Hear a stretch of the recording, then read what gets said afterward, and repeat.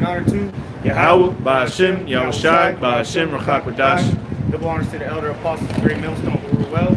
Salutation and much love to Yakim out there pushing out his word in truth and sincerity. Brothers from Great Millstone, Tampa, back out here for another week of prophesying against Babylon the Great, aka America, all right, aka the United States of America, the USA, Babylon the Great, all right, the Great Whore. The list goes on. Also known as, all right, that's what aka stands for, just in case you didn't know. All right, the place of great destruction, man. This is going to be the land of not only great destruction, but a great deliverance. Okay, and but as you see, niggas didn't sleep so well in the Midwest last night. In the middle of the night, at the wee hours of the morning, they were waking up to violent tornadoes popping up, the most ever in history in December in one day. You know they're saying. Right. So you know America's getting judged everywhere you look. There's people dying in the streets, people starving.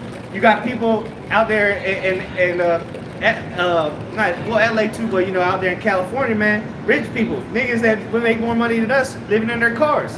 All right, so hyperinflation is here, and it's only going to get worse. It's going to just keep inflating until it pops. All right, the balloon pops.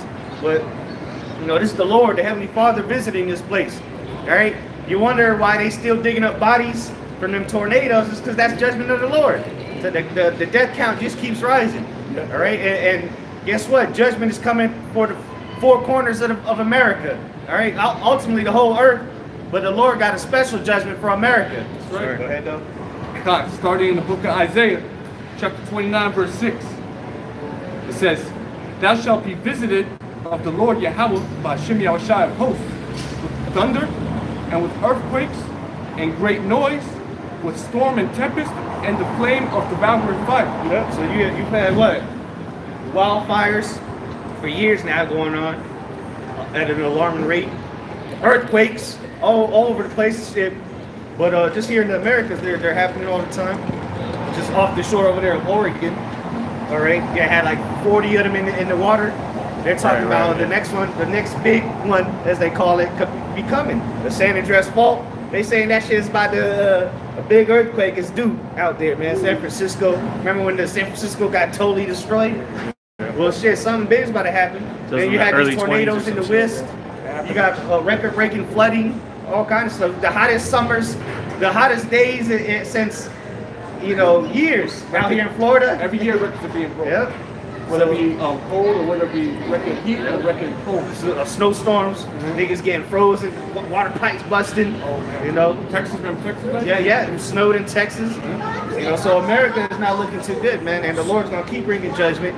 All right, It's a lot. They were preparing down there in South America. I think it was Brazil, somewhere in Brazil, for a blizzard to come through. Yeah, That's trouble. Right. See, this is the book of Zephaniah. Zephaniah chapter 3, verse 5. Zephaniah chapter 3 and 5. The just Lord is in the midst thereof. He will not do iniquity.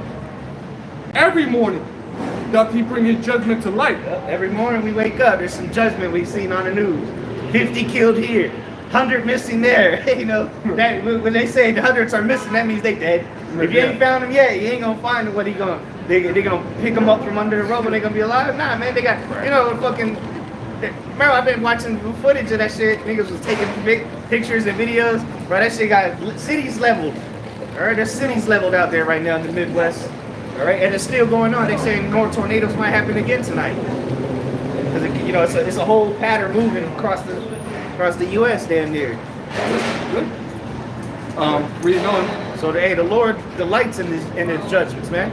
The Lord he likes to see you people suffer, man. That's right. For all your iniquity, for all your wickedness. The Lord's sitting back and watching all you people trying to figure out how you're gonna make your next paycheck.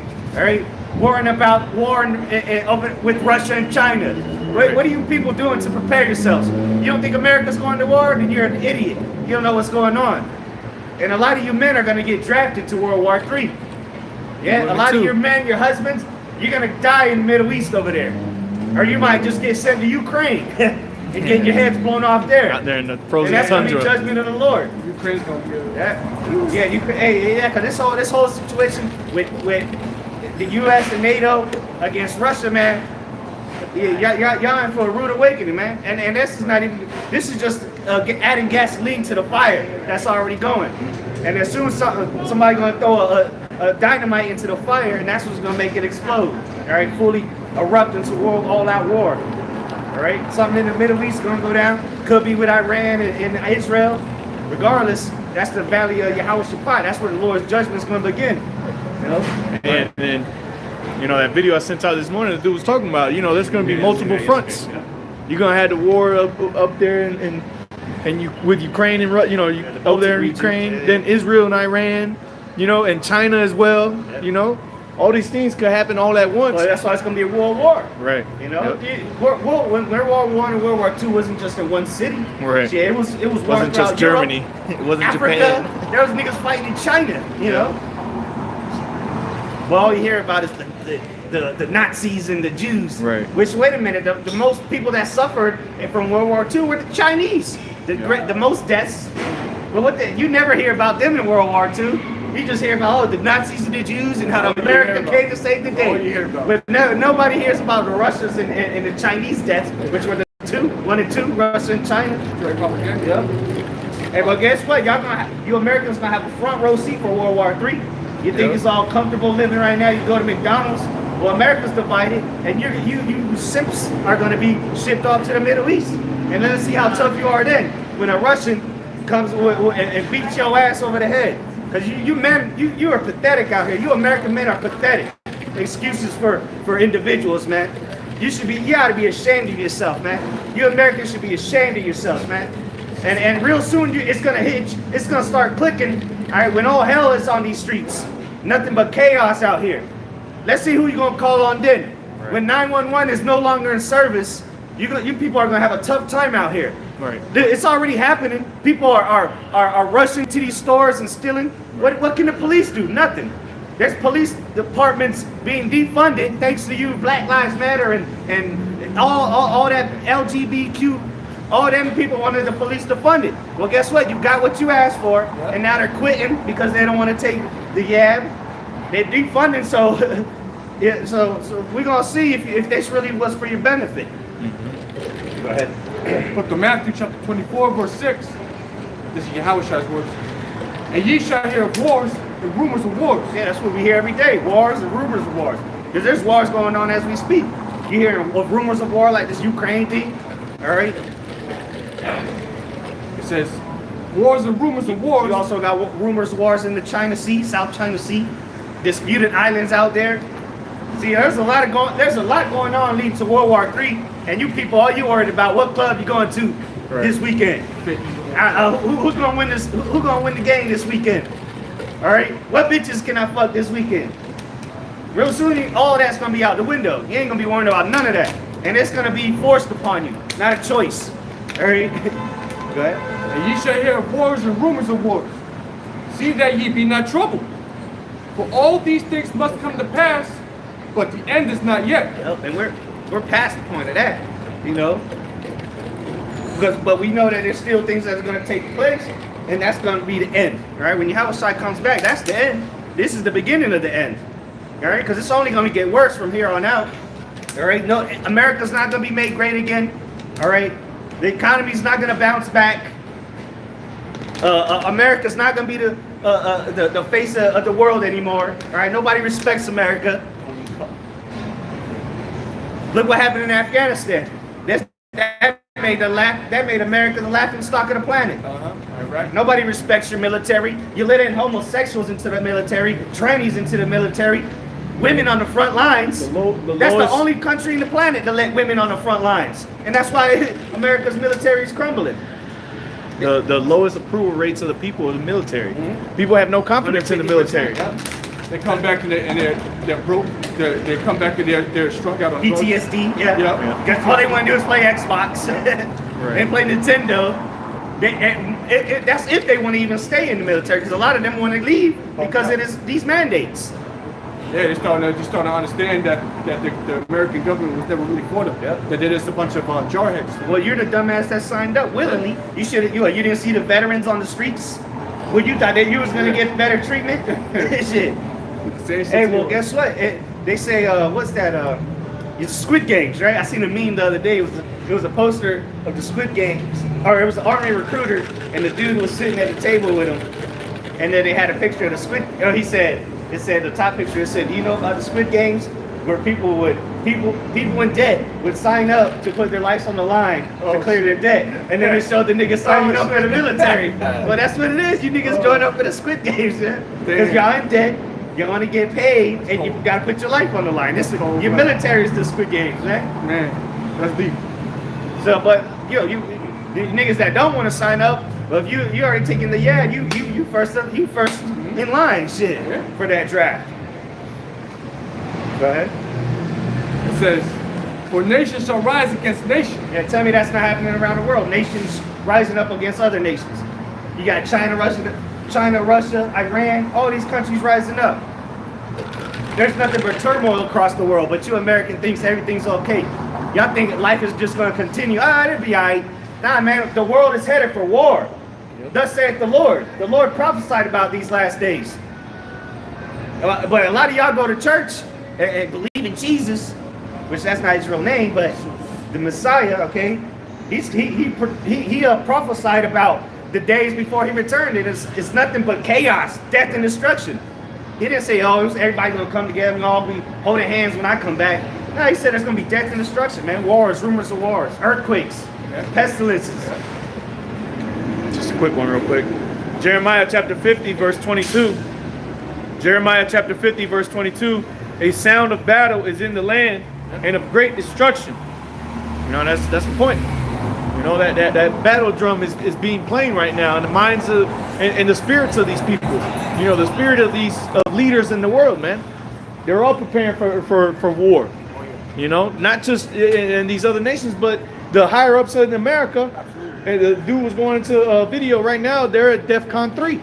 Okay, which the next step is war. And China and Russia, they are ready. They're not on DEFCON 3, 2, 4. Right. They're ready for war. They got troops ready to go. All they gotta do is ring the alarm, and them niggas is gone. Military, the Air Force is when it goes to DEFCON 3, they have to be in a prepared mode to lead to send ships off or planes off in less than 6 minutes. Right. Everything is basically prepped right now. Yeah. For all you get the green light, and they're airborne. Yep. And this is the headquarters right here. They're the ones who sent out those. But they're in charge of the Middle East. Right. That region. And that's where all that's going down, man. Baltic regions, the Middle East. It says, Matthew chapter 24:7. "For nation shall rise against nation, and kingdom against kingdom, and there shall be famines." They're famines, they're coming, man. They're already here, really, but they're going to continue to get worse. Right? The food shortages, brother, I forgot what state he's from, but he just sent a clip. Virginia. Virginia, yeah. Hey, the Walmart by his house is damn near empty. Yeah. You know, just fucking empty and shelves everywhere. The cold freezer sections. And that's Walmart. And that's Walmart, man. Are they closing it down? Shit, for what? and it's only going to get worse. People think it's bad right now, and inflation is only in the single digits. Wait till it's in the hundreds, in the triple digits. Yeah. And it's going up by the day. Every day it's going up. 300%. Yeah, they just 1,000%. They just had the highest hike in a year-to-year increase in November, 6.8%. That was in a month. It says, "And there shall be famines and pestilences and earthquakes." Yeah, the pestilences all over the place. Because what? Some of them are man-made, some of them are the Lord made them, which ultimately the Lord made them. But you know, all these malaria and all these things are coming back. Smallpox, monkeypox, all kind of shit, man. And then there's the self-induced pestilence people out here getting, you know. That's a self-induced pestilence, you dumbass. And then you got heart problems and shit, wondering what happened. Stupid brain aneurysm. Yeah. Collapsing on the court and shit. Foaming at the mouth. Yep. It says, "And pestilences and earthquakes in diverse places. All these are the beginning of sorrows." Yeah, these are the beginning of sorrows, which began a couple years ago, man. When people started, oh my God, what's that going on? What's gonna happen? In their house, bugging out, couldn't go to work, beating the kids for no reason, you know. Taking the frustration. Yeah. And it's gonna only continue to get worse, man. It's only gonna get worse for America, man, until the Lord destroys this place off the face of the earth. and with all you imbeciles in it. All right, by the missiles. Right. I got a quick one real quick. As you said, it's going to continue to get worse, and it's only going to get better until this place is completely wiped out. This is Revelation 18 and 21. Revelation chapter 18, verse 21. And the mighty angel took up a stone like a great millstone and cast it into the sea, saying, thus with violence shall that great city Babylon be thrown down, and shall be found no more at all. Right, because hey, how was America established? Through violence, bloodshed. All right, well, guess what? The Lord's going to destroy America the same way, with violence, man. And it's going to be a violence that's never even been seen before. Thermonuclear destruction. All right, America's going to be wiped off the face of the earth, man. That's the end of it. But leading up to it, as you see now, it's going to be civil unrest. People losing their minds. People going to be out here killing each other for a slice of bread, man. For a bottle of water, people are going to be killing each other. All right, so with great violence, because all these places are going to shoot their missiles on America. They might invade it. America, you know, they're going to start it. America's going to get invaded, man.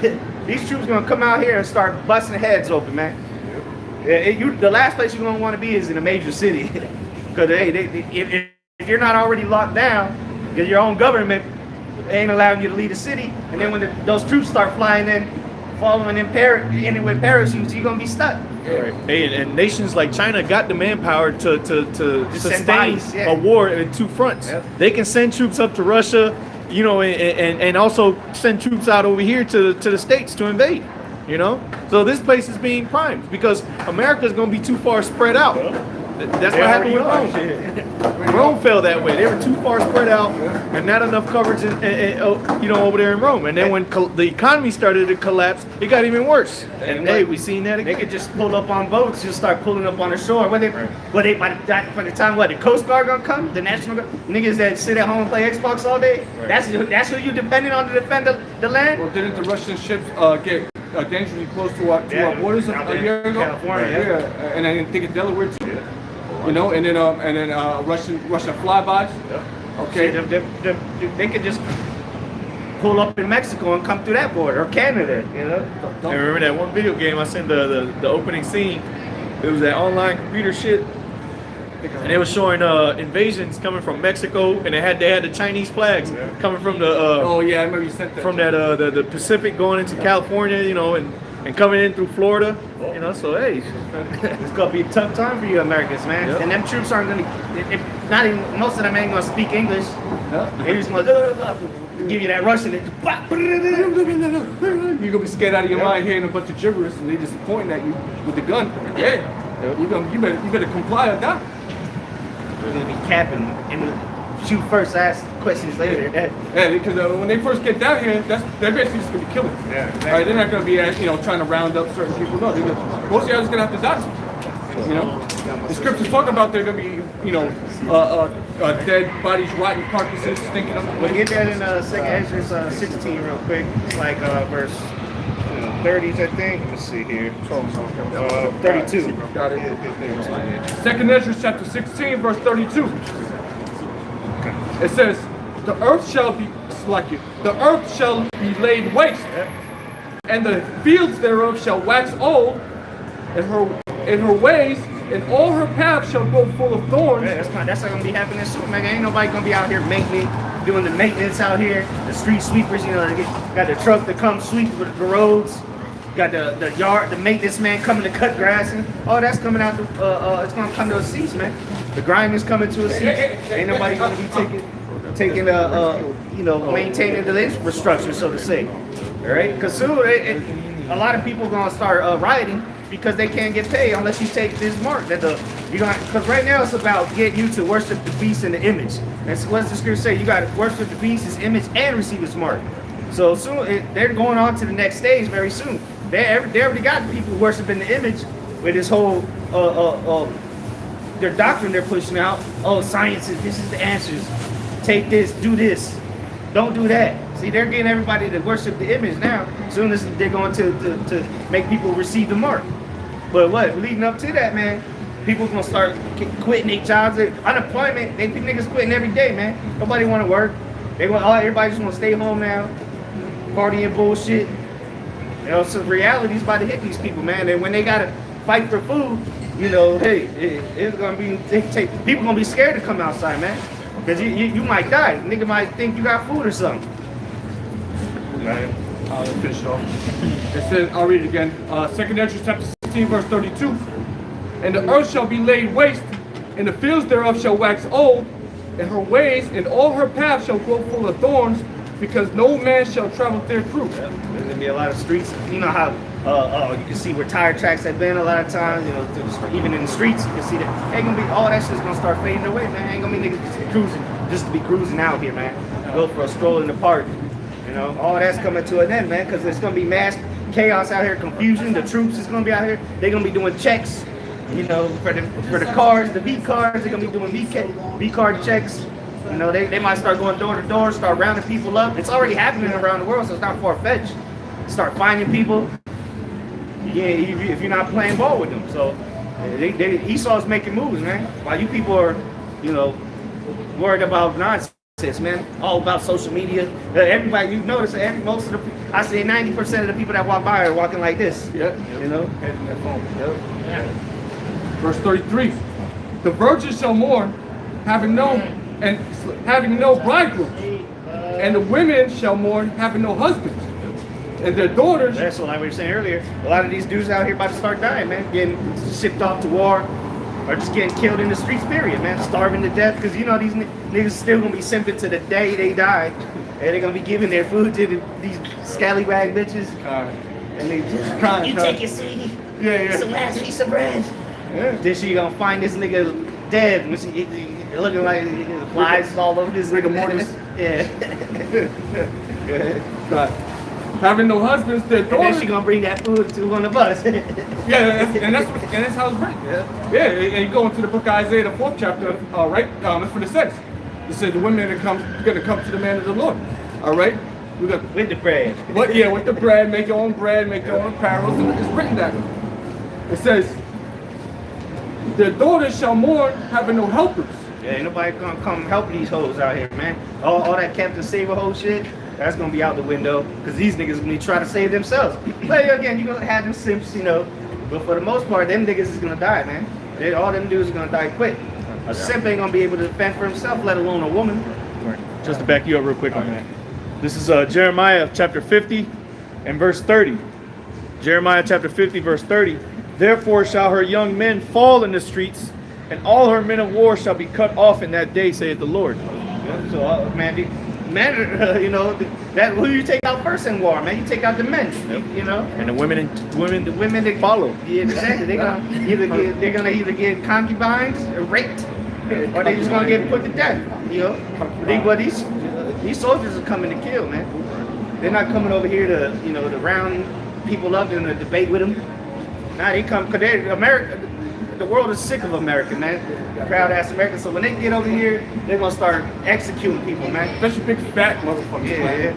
Yeah, they gonna come over here and beat the shit out of these fat motherfuckers. Right. Go ahead. Oh, you have more on that? Just one more verse since you said about the pride. This is Jeremiah 50 and 31. Behold, I am against thee, O thou most proud. Y'all know America's gonna be destroyed? Yeah. Good. All right, well, you're gonna be part of it if you don't get right with the Lord. That's for sure. Yes, sir. And it ain't looking too good. Verse 31. You see? Behold, I am against thee, O thou most proud. See, look, even our own people proud to be Americans, man. You know, America's gonna be destroyed. Yeah. Hey, well, shit, you know, Lord's will, you got that camera when the missiles is coming too, so you can record the destruction. Saith the Lord, power of hosts, for thy day is come, the time that I will visit thee, and the most proud shall stumble and fall. Yeah, and the Most High has already begun to visit. Yep. You know, the Lord's visiting. How does the Lord visit? With earthquakes, pestilences. He visited this morning to the Midwest. All them dead people out there because of them tornadoes. All right, earthquakes swallowing people up. People starving to death. All right, all these wars and rumors of war. The Lord had already begun uproars of the people. That's the Lord visiting the earth. Just finish off this last verse. And the most proud shall stumble and fall, and none shall raise him up. And I will kindle a fire in his cities, and it shall devour all round about him. There you go, man. Yeah, that's literal fire too, man. Yep. Hey, that's what it said, and it shall devour all round about him, man. That's what the Lord is preparing with these nations. You know, the Lord's preparing all these nations to come up against this place, man. On every side, you're gonna be vexed. Just like we were vexed on every side. Well, America's gonna be vexed on every side. You know. You got that was it on that one. Next verse here just goes good, kind of what you said earlier. Back in 2nd Ezra 16, verse, what was it? 34. 2nd Ezra 16 and 34. In the wars shall their bridegrooms be destroyed. Yeah, the wars. What wars, man? These wars that these niggas about to get shipped off to, man. You know, two little Edomite punks walked by earlier, little tough guys and shit. Them little Simpsons gonna get put on a helicopter or some big ass, you know, the big old jumbo jets, you know, and they just pushed off with a parachute and a gun. And they're gonna be shedding their pants on the way. The nigga might not even open his parachute, he just fly down to the ground. Like the one movie, Edge of Tomorrow with Tom Cruise. When he was on that fucking plane, let that nigga go. One dude was pissing himself when the button dropped. There was one dude that parachute didn't land, so when he hit the beach, You know, that's how a lot of niggas gonna go, man. Cause these niggas been playing too much Call of Duty. Thinks they sharpshooters and shit. Nah, man. Maybe with a drone you would be good, but when they ship your ass over there, like they did in Normandy, the beach of Normandy, niggas getting mowed down and they coming out. You know. It's not gonna be funny then, and you ain't gonna be able to call on nobody, because you know Jake's gonna be out there too, looking stupid as hell. This is my rifle. Bugged out, facing the wall, saying that. Bugged out, and then be in the fetal position and shit. And a Russian troop, like in the Saving Private Ryan, the nigga was so disgusted with the American, didn't even want to kill him. He pathetic. That's gonna be a lot of these dudes, man. They're gonna be in the corner. Oh shit! You should listen to them guys on the corner. They ain't gonna send us over there, that's for sure. Oh no, they're not coming to draft us. Go ahead. It says, in the wars, their bridegrooms shall be destroyed, and their husbands shall perish of famine. Yeah, a lot of these guys gonna be starving. That man, the scriptures tell you that there's gonna be many that perish from hunger, you know, perishing famine. And that's worse than dying by the sword. So you want to go quick death in these last days, and you know what? The Lord's just going to blow your legs off and leave you there to bleed out while you see your comrades getting blown up. Niggas' legs go flying. That'll do something to your psyche, man. You see some shit like that. Now you're pinned between something, nobody can see you. You just stuck there watching until you bleed out, suffering. Or you might see the enemy out there. And you gotta hide, and where you hiding, there's a bunch of dead bodies, all your comrades and shit are there. You gotta hide in their bodies, and you soaked in their blood. You trying to hoping they don't see you. Hey man, then they find you, and then that's your ass. Yeah. They gut you. Yeah. Cut your organs out, just let them drop. Torture you, bro. Hey man. Hey, the Lord gonna do to y'all what y'all did to the Israelites, man. Hell yeah. These other nations gonna have their way with you and your women out here, man. Shit, not only just to the Israelites, but what they done unto the other nations as well. I got a quick one on that. Jeremiah 50 and 15. Jeremiah chapter 50 verse 15. Shout against her round about. She hath given her hand. Her foundations are fallen. Her walls are thrown down. For it is the vengeance of the Lord. Take vengeance upon her as she hath done, do unto her. So that's what the nations are going to do. The Lord's going to completely collapse this place. The missile defense systems already don't work, you know. And then the Lord's going to let this place get taken, man. And the nations are going to have their way. Because that's what's going to be the plan. At first they're going to try to take America. And then once they realize they may just blow this bitch up. Yep. Fuck playing around with this bitch. The world will be better without it. Yep. Oh, my. So they're going to, be out here taking these people out, man, having their way with them. And then while your men are all gone, they've already been shipped off. Now there's only a few men out here, to the old niggas, the crippled people that can't get drafted, Yeah, so who's gonna defend this place? The National Guard, niggas that pass out food during the time of emergencies. That's who you got to defend you. Everybody jacked up. Yep. Yeah, a whole bunch of retards. Niggas tweaking and shit with his gun.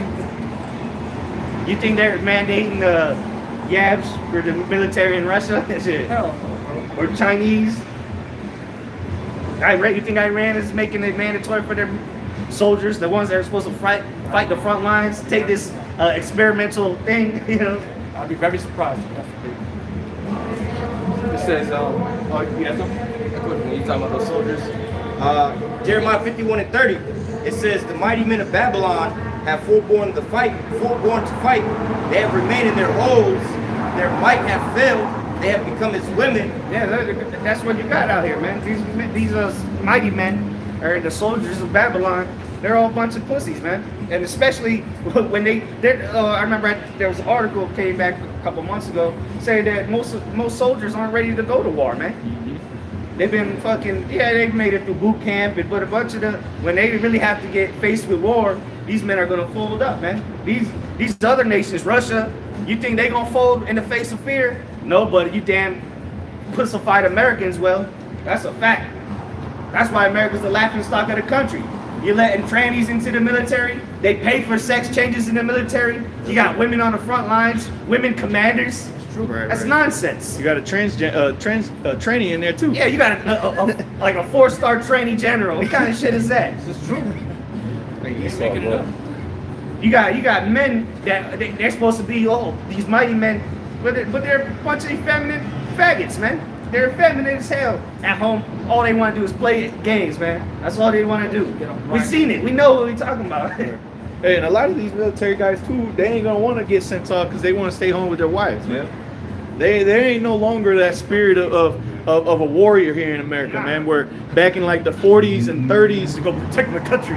I want to go fight for my family. Now it's I want to stay here with my woman, with my family. I think that was the thing too. It's like, I think where they said that, you know, if you have a family, you know, then you're not going to get sent to war. Well, if you were married the first year within the you weren't supposed to there's go a to time war, frame, yeah. But that goes back to the scriptures anyway, Yeah. you know.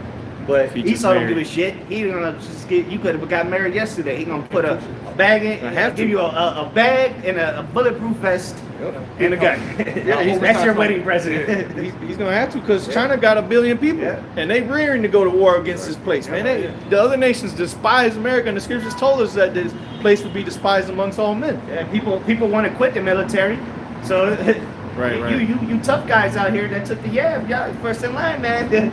Telling you, because the thing about it, the people that are leading the military are the unjabbed. Yep. Well, then they got to fill them up with jabbed people. They got to fill them spots with people that are safe to fly the planes, man. Can't be spreading COVID during the time of war, man. That's the last thing you want. Yeah, niggas gonna be dropping dead on them. See, just send all them monkeys over there. Monkeys riding bicycles. They Send wouldn't them. have guns anyway. Yeah, they want to play with guns. Give them some guns to play with. Then send them over there to the wild man. Chop them. Send Right. them to the wild man in the Middle East. See how tough you really are. When them niggas come with AKs out of the damn dunes. Hey, and that's the spirit you said the wild man, because I was just meditating on the precept Ezekiel 38, where the Lord's gonna put them hooks into the Medes, you know, them Russians' mouths and turn them back to their old ways. Well, the Lord's rising up and putting that spirit back on all these nations. Like the brother just mentioned, who was that? The Assyrians, or not the Assyrians, Ishmael, Khan, turning them back to their old ways as a wild man. Yeah, and who's gonna be out there to defend them, man? Yep. They're gonna be Russian shit. And Exactly. Ukraine, which, you know, a lot of this shit is propaganda the West is pushing out with the whole situation. But you know, Russia's not stupid. They definitely getting ready. But Ukraine must have not seen what happened in Afghanistan. They think America gonna ban this shit like they did in Afghanistan.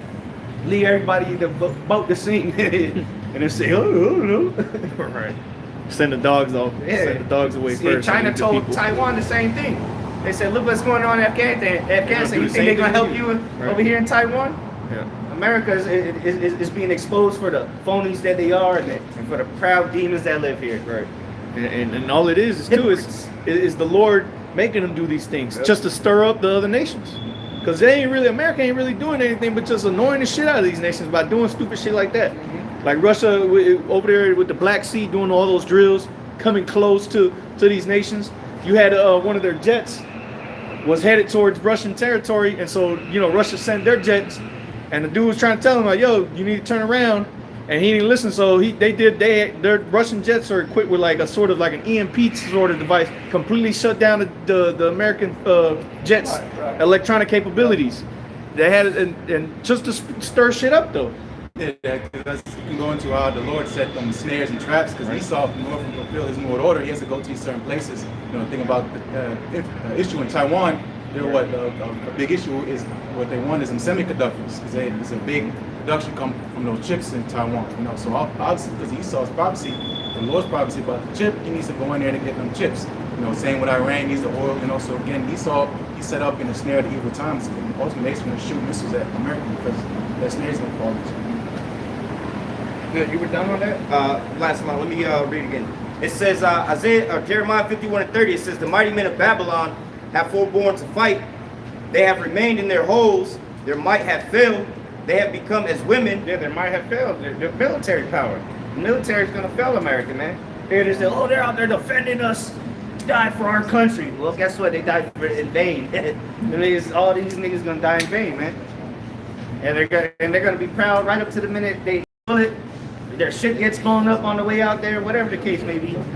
Or maybe because so when the Yahushua returns, they're gonna have to fight him. You know, they still gonna be proud. It says they have burned her dwelling places. Her bars are broken. That's bars, you know.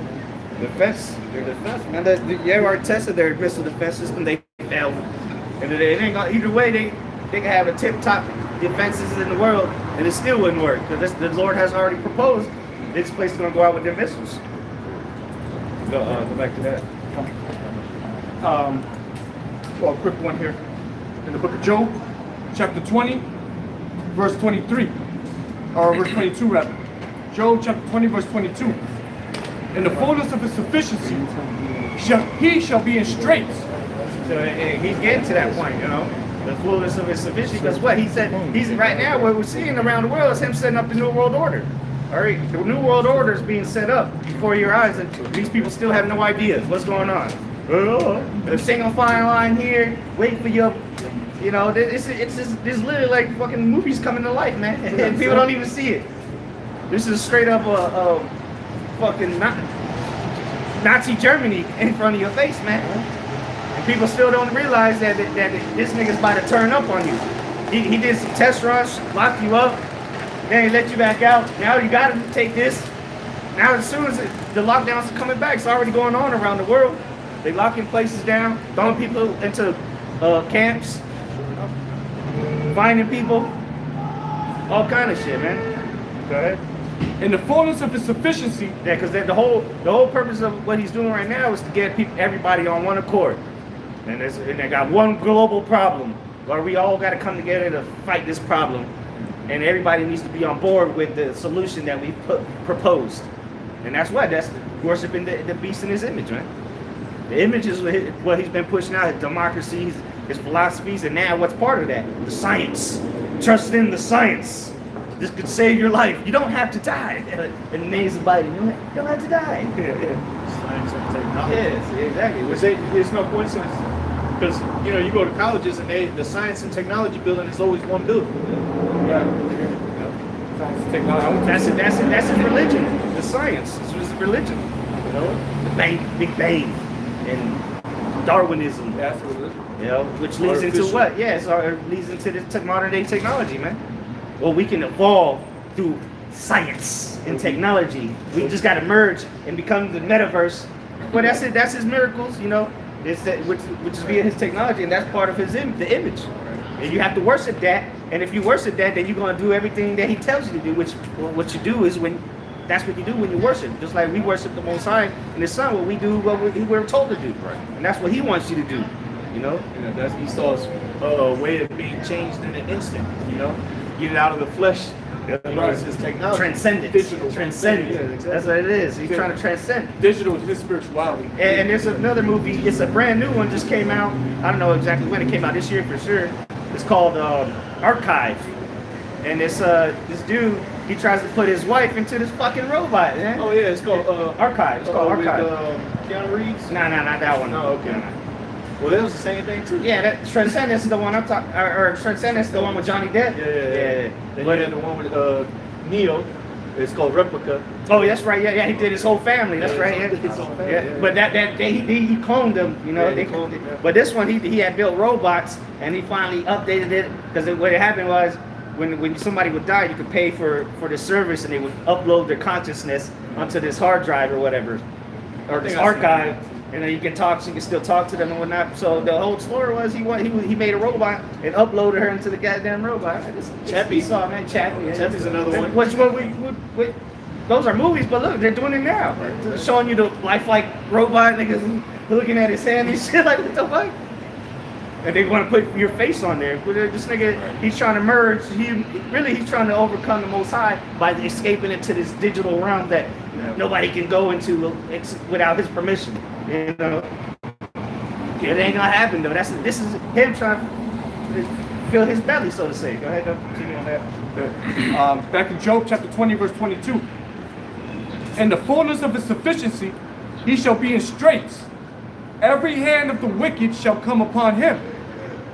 When he is about to fill his belly, the Most High shall cast the fury of his wrath upon him. Yeah, so the fear of his wrath is gonna be these missiles, man. Thermonuclear destruction. Right before this nigga he gonna chip people. All right, then because World War is part of his agenda. All right, yeah, they've been talking about World War III since the 1800s. So all these things were planned out, and now that he's nearing the end of it, all right, look, he got all you people looking like sheep. All right, just doing what you're told to do, like good boys. Good, give him a pat on the back. Give him a free Whopper. You know, give him $100 for listening and coming to get this thing. You know, now that he got everybody in the trick bag, now he's moving to the next stage of eliminating the most of the people, which entails World War, eugenics. All right, what's his name? Bill Gates. He had a whole plan. As years ago, came out. We could depopulate the world with vaginations. Yeah. And now, you know, all of a sudden he don't know nothing about that. So this is all their agenda, man. So you know that's why they had to take the Georgia Guidestones down, because they had their whole plan on there. Depopulate, you know, set up a new society where everybody's chipped and everybody's monitored at all times. But he's not gonna get it full. Like he thinks what we putting in movies is gonna actually come to pass. Everybody got self-flying cars. All they gotta do is chip in, you know, plug in, put a cord in the back of your head. Nah, man. They're really trying to do that shit, yo. This nigga's a mad scientist. It's gonna come crumbling down. Now the Lord's gonna put an end to it. All right? He's gonna smack the food right out of his hand, out of his mouth. Just before he get that last chew the last bit of food, he's gonna get smacked right out of his mouth. Yep. When he's about to fill his belly, the Most High shall cast the fury of his wrath upon him, and shall rain it upon him while he is eating. While he's eating. So while he's still trying to set up this new world order, the Lord's gonna put an end to it. All right, and he's gonna get close, but he's close with no cigar. And then the Lord's gonna it never goes according to plan. That's why he's always trying to clean shit up afterwards, trying to set the narrative, because it never works out how he expects it to work out. Because he thinks this is his plan, when in reality this is the plan of Yahweh watching outside. The Lord already said it was going to play out like this. He's just too proud to accept that. He knows it's in the scripture. He knows the scripture. He trembles. He knows the Most High exists, but he don't care. He's too proud. He gonna do it anyway, because the Lord, just like he gonna fight the Lord's making him do all these things, man. Verse 24. He shall flee from the iron weapon, and the bow of steel shall strike him through. Yep, that's the missiles, man. He gonna flee. Yeah, but a lot of it. But when the missiles hit, all his shit is going down, man. America's gonna be destroyed. All right, all these major cities, Moscow, you know, you name it, London, Sydney, all these major cities of Edom is gonna be thrown down when America goes down. And then there's the only people that's gonna escape are the elites, those that can afford to go into a bunker, or like the movie Greenland, when the meteors are coming. Certain people got an alert on their phone, so they're gonna need the top engineers, the top this, the top doctors. They're gonna save certain people, because the elites don't know how to engineer anything. They don't know how to cut you open and give you a heart transplant. So they gotta get certain people to get on the bunkers with them, you know. But the best of the best. But Those are the only people that are gonna make it. Other than that, here in America anyway, and throughout parts in the world that are gonna get hit with nukes. But the only people that are gonna make it out of America is the elect of the Most High, and then the elect of Edom for slavery.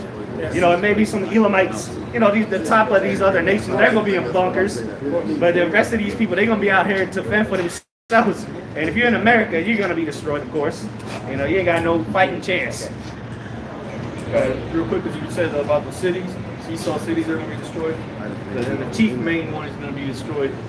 This is Jeremiah chapter 49, verse 13.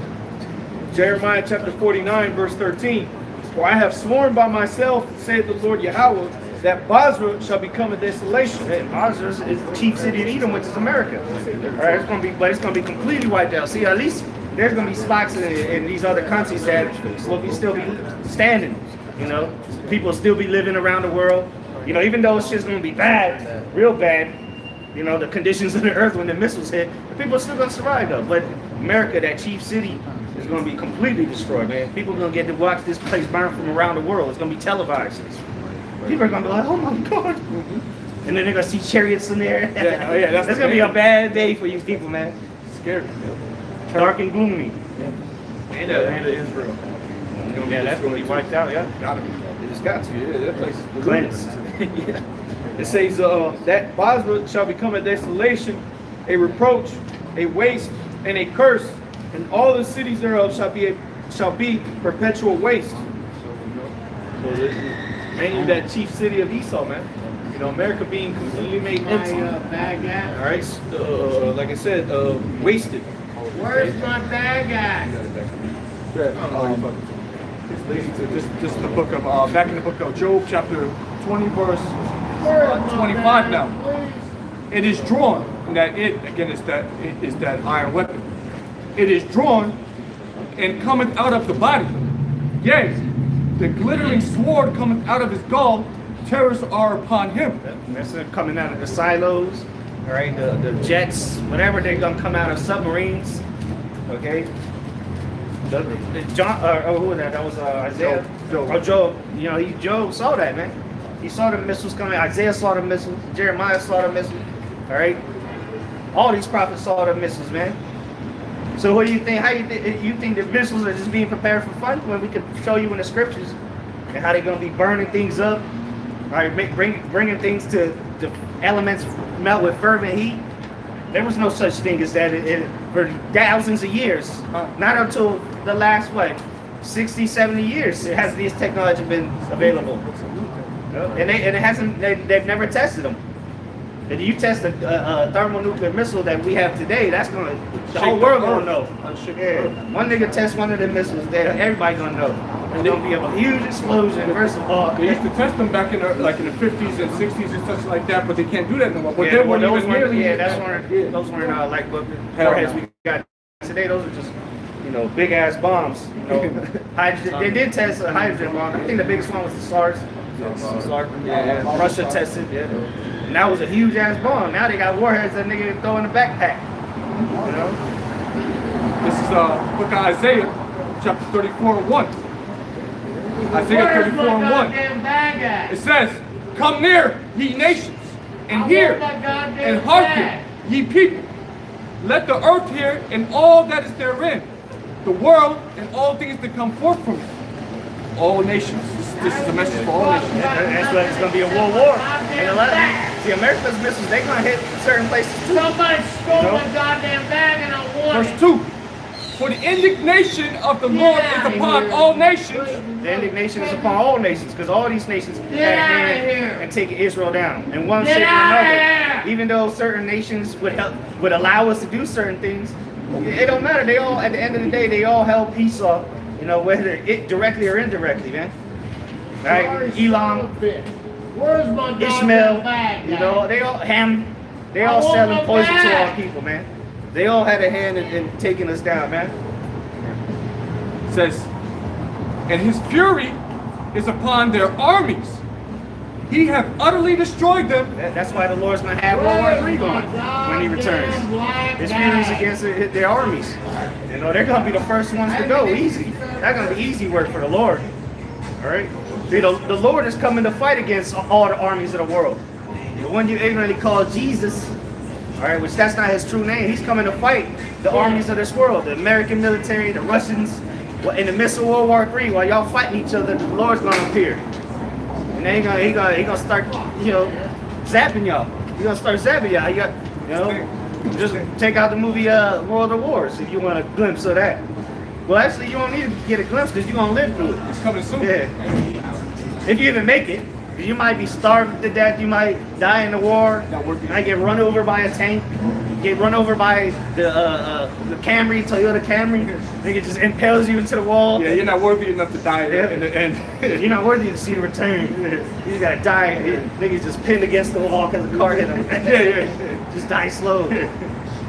It says, his fury upon all their armies utterly destroyed them. He hath delivered them to the slaughter. He's delivering them to the slaughter. And that's great slaughter is going to begin in the Middle East, man. Hey, the world, because ultimately it's all the Lord. It's all the Lord's doing. All right, World War III is going to be a meat grinder, man. Just constant meat just keep coming in and coming out of that place, man. You know, the Most High is going to literally start killing.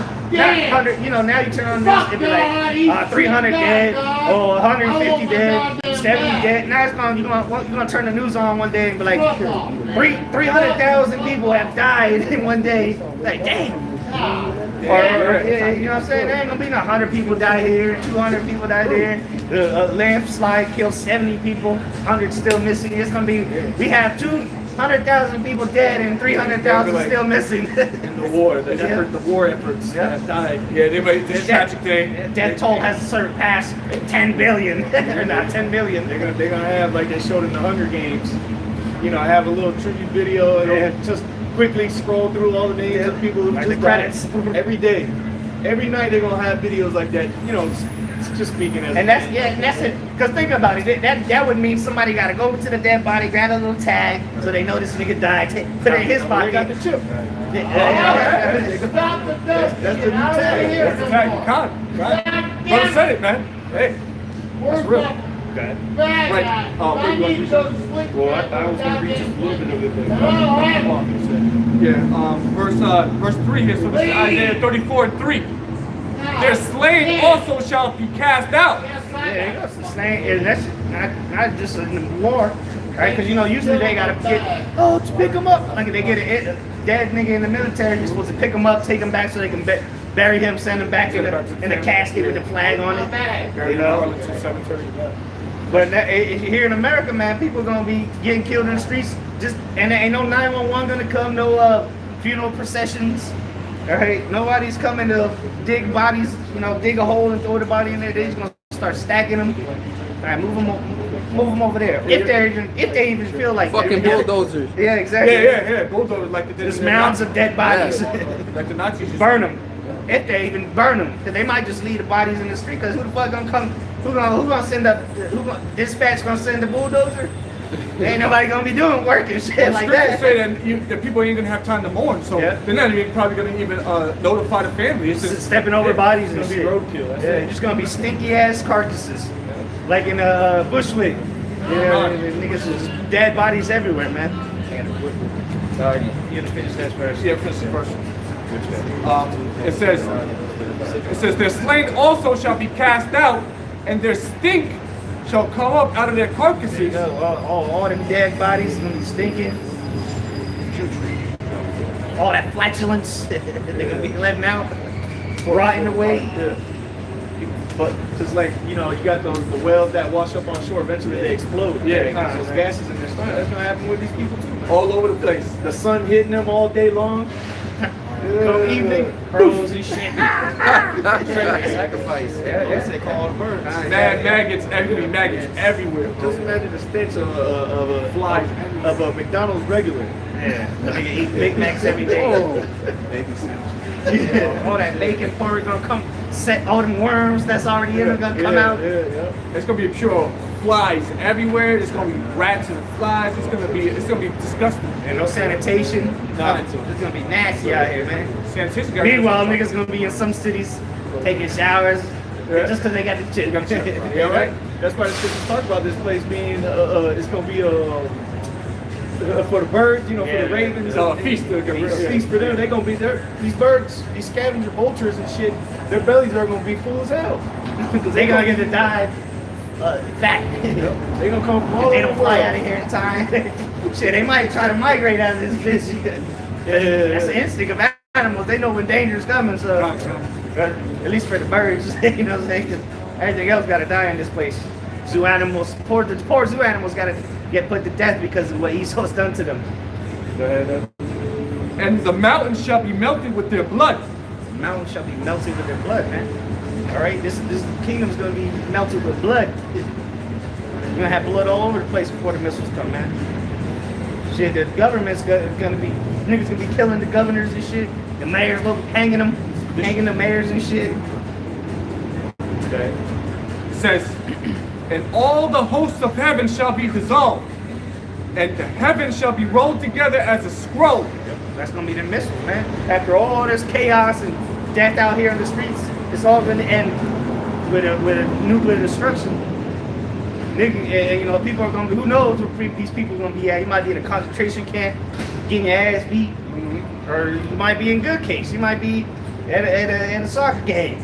You know, hey, go Timmy, go! Regular day. Tornado signs going Yeah. on. And it ain't for tornadoes. Yep, you're gonna get an alert on your phone. Take cover. Seek shelter. It's gonna be too late. You're gonna hear the missiles taking off in the background. The missiles flying this way. And we see it. We can see it in our mind's eye. But the Lord's giving us the vision that something like that's going to happen on the earth. That's prophetic. It's not written like that, obviously, but we say it all the time. All right, we say the same thing all the time. So we know that day is going to come. The scriptures talk about that it's going to come as a thief in the night when you're just playing games, think everything's sweet and peace. Then that's when destruction is going to come. But not everybody's gonna be in good case though. You know, a lot of people are gonna be hurt. You might be in a place where it got invaded by troops. Now it's run by Russia. Yeah, get the flag up. Yeah, they got a bunch of troops, like in Red Dawn. I think it's Red Dawn. You know, Parachuting out. yeah, they parachute down, just killing everybody, rounding people up. Or you might just be, you know, shit out of luck in the middle of the woods, fighting for your life with bears and shit. Bears attack you, nigga the bear left you there for dead, and then you see a missile explode in the distance. Just long enough, you live just long enough to die like that.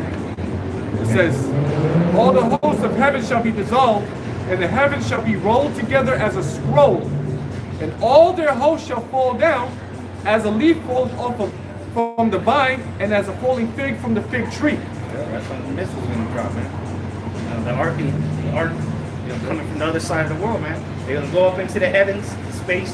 So that's what Esau called it, you know. And then they're gonna come back down, For my sword shall be bathed in heaven. which they're doing. They're doing tests. They're sending people in, you know, space. You know, if you pay how much money you want, they did one this morning. Space travel. You're out there for like 10 minutes.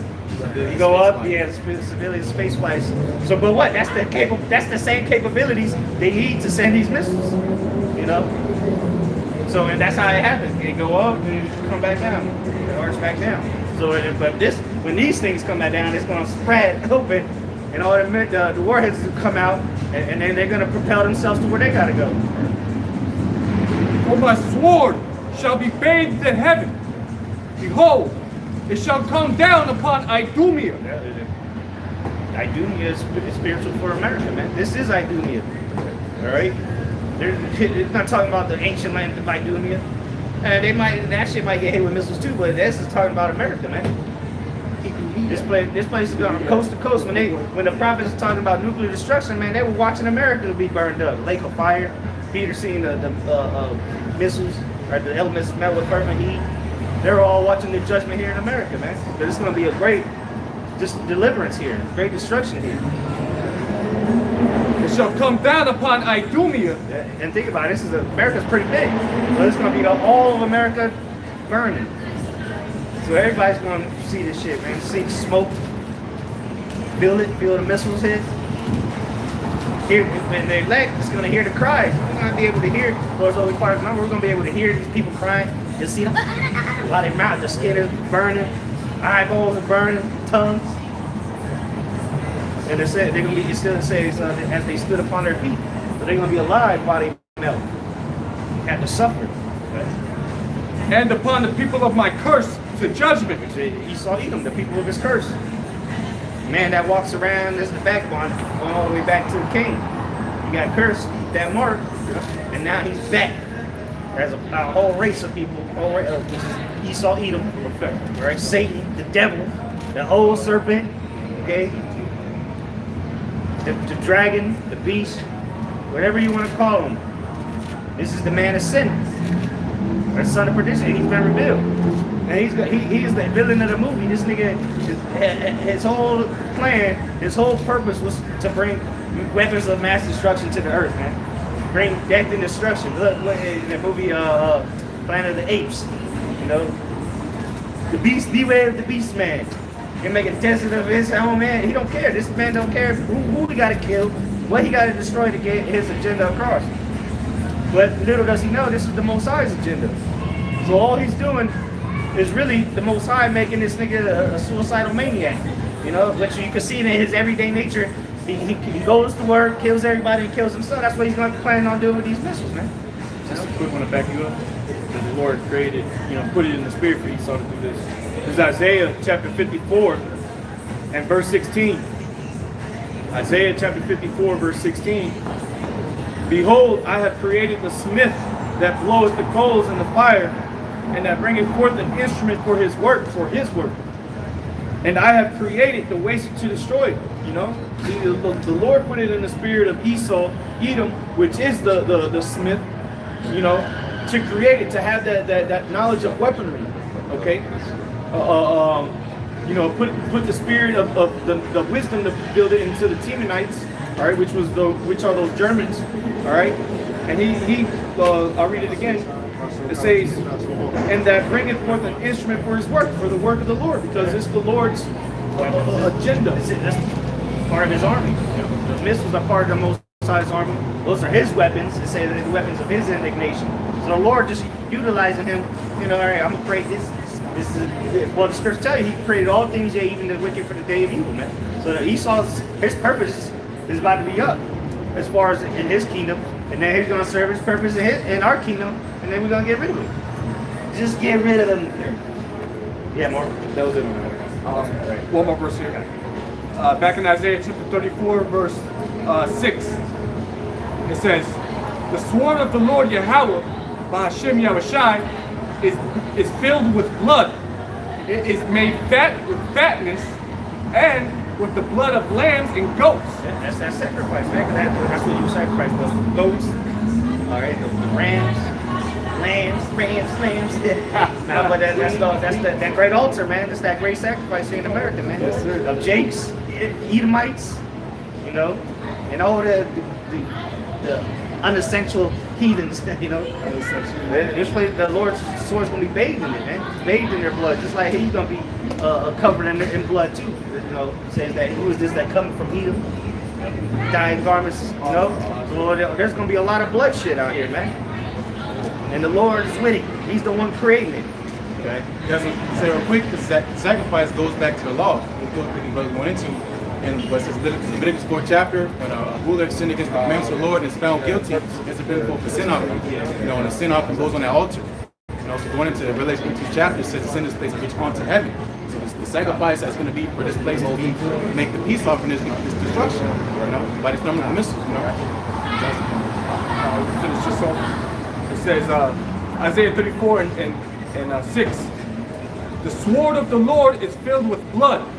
It is made fat with fatness, and with the blood of lambs and goats, with the fat of the kidneys of rams.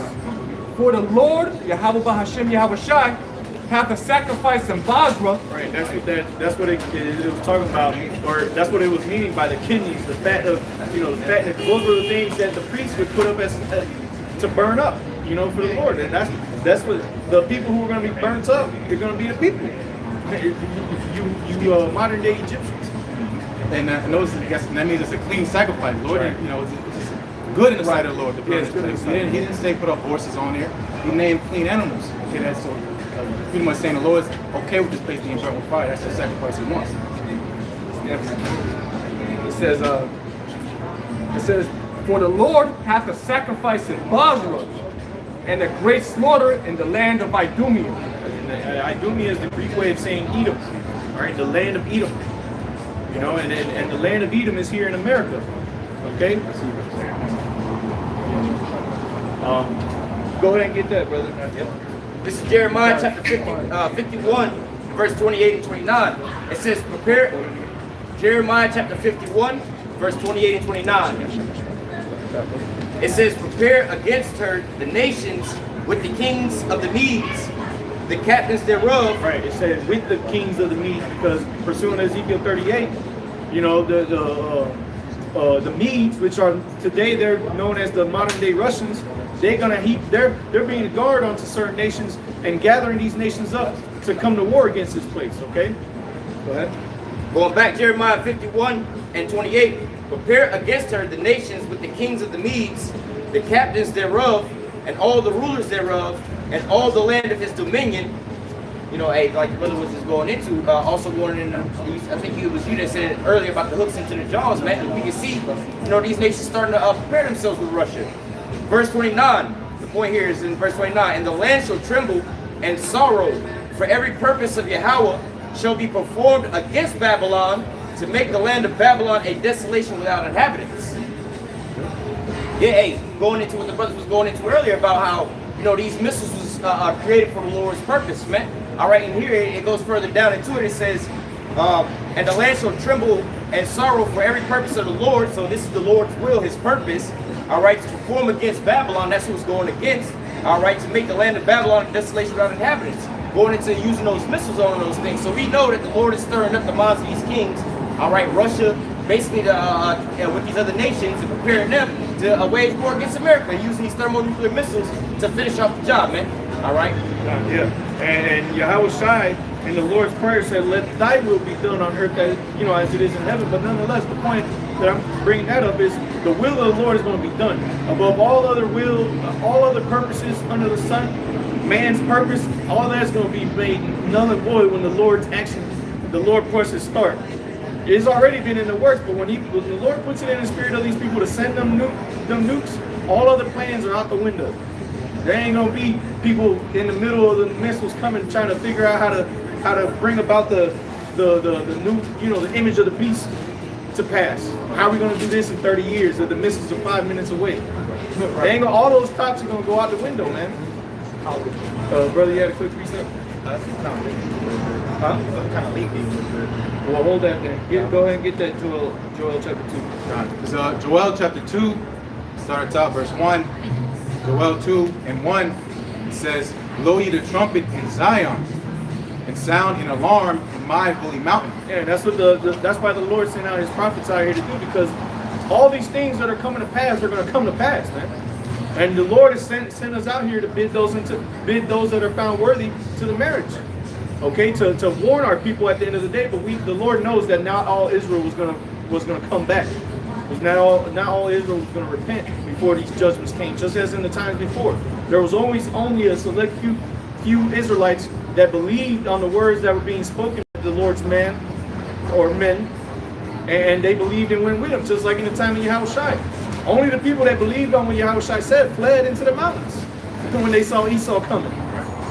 You had other people who did believe, other Israelites who did believe on Yahushua, that were going to Jerusalem, the place that he said to flee from.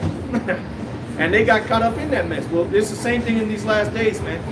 The Lord is telling us to come out of this place spiritually because of what's getting ready to come, to mend your ways.